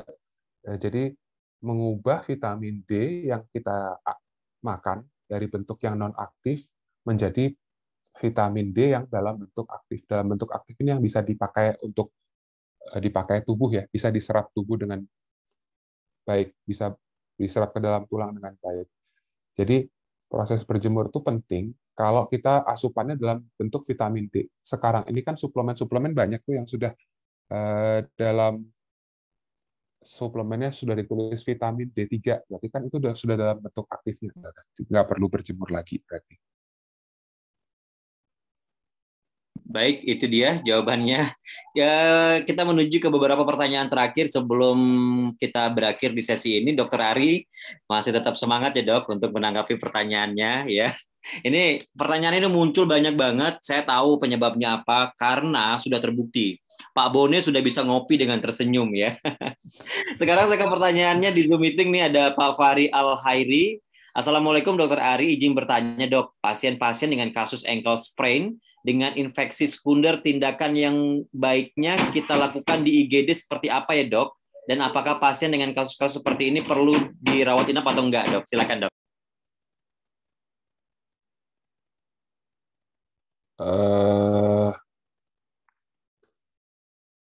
Ankle sprain dan infeksi sekunder.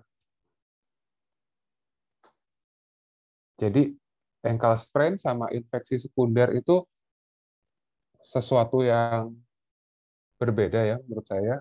Maksudnya ankle sprain dengan infeksi sekunder itu ada luka terbuka atau dari sebelumnya sudah ada infeksi, terus pasiennya ngalami ankle sprain atau gimana? Kalau misalnya dia dengan hanya ankle sprain dengan infeksi sekundernya seberat apa? Kalau cuma ankle sprain tidak perlu rawat inap. Tapi yang jadi semua kasus ankle sprain itu bukan sesuatu yang butuh rawat inap. Kalau infeksi sekunder itu tergantung seberapa parah infeksi sekundernya. Jadi yang jadi patokan di sini perlu rawat inap atau tidak, itu adalah infeksi sekundernya. Karena sprain ankle itu bukan sesuatu yang membutuhkan rawat inap gitu. Seberapa berat infeksinya baru perlu rawat inap atau tidak. Iya, baik, dokter. Tapi kalau kemudian kita bicara begini, dok, tadi kan dokter sempat menyinggung mengenai berjemur ya, dok ya. Berjemur itu kan banyak persepsi juga, apalagi ketika pandemi kemarin kita diminta untuk selalu meningkatkan asupan yang mengandung vitamin D, kemudian dengan berjemur dan lain sebagainya. Pilihan berjemur jamnya juga beda-beda, dok. Sebenarnya jam berapa sih yang paling bagus begitu, dok, untuk tulang yang bagus dapatkan vitamin D, dok? Iya. Saya akan koreksi sedikit ya, tadi yang kebutuhan vitamin D-nya 600 ya, 600 IU. Kebutuhan kalsiumnya 1000 mg untuk wanita ya.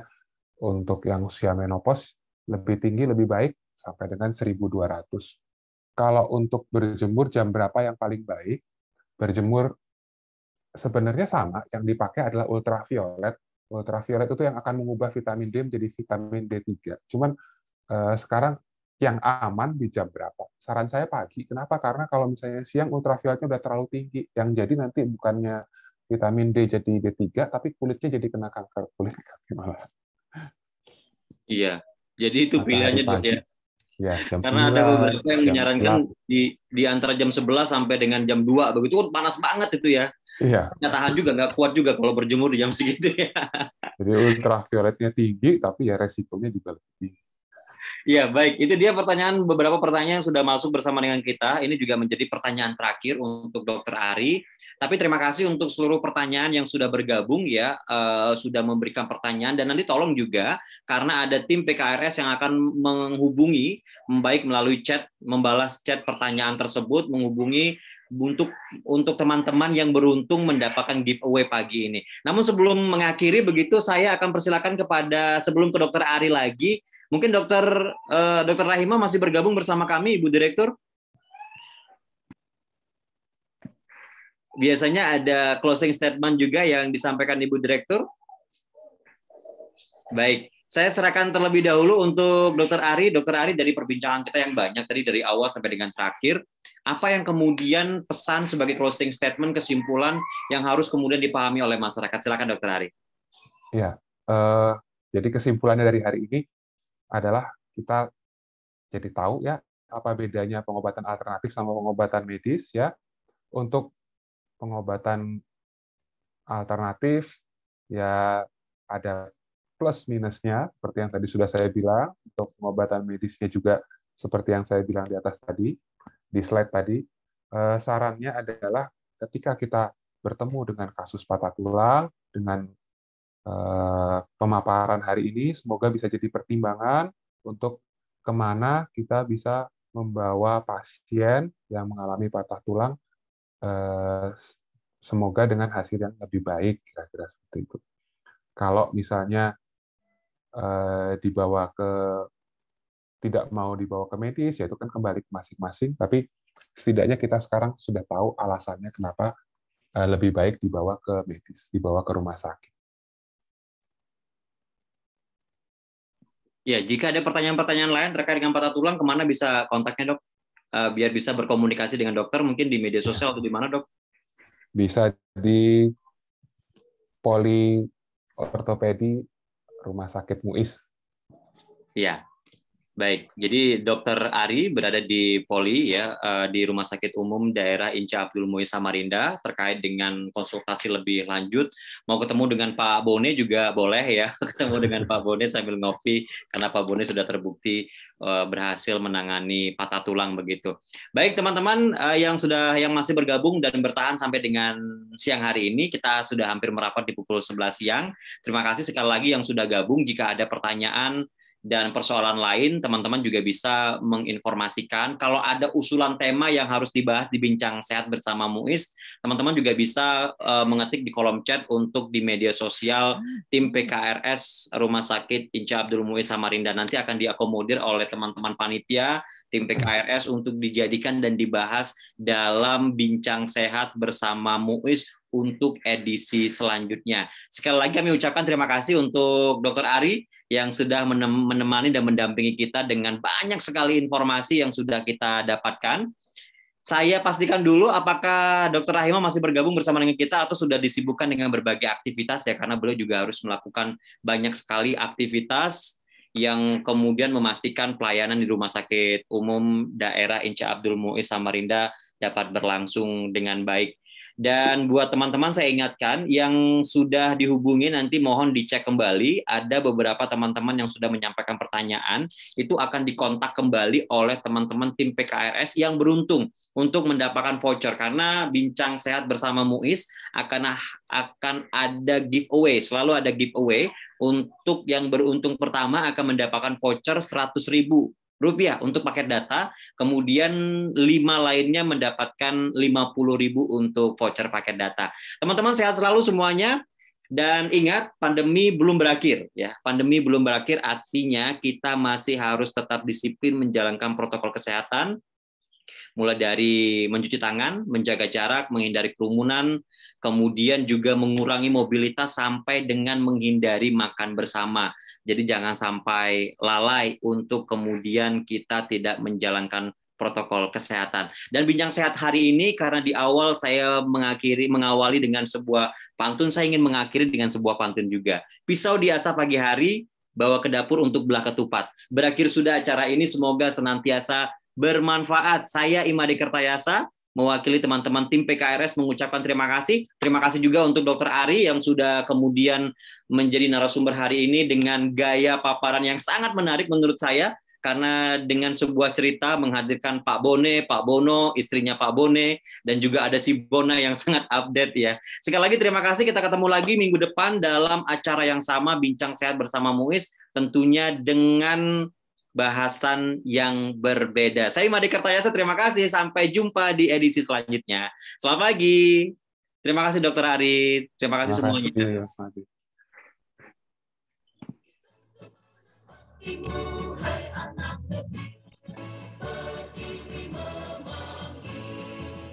Perkenalkan, saya Dr. Ari Putranur, spesialis ortopedi dan traumatologi di Poli Ortopedi Rumah Sakit Umum Daerah Inca Abdul Muiz Samarinda.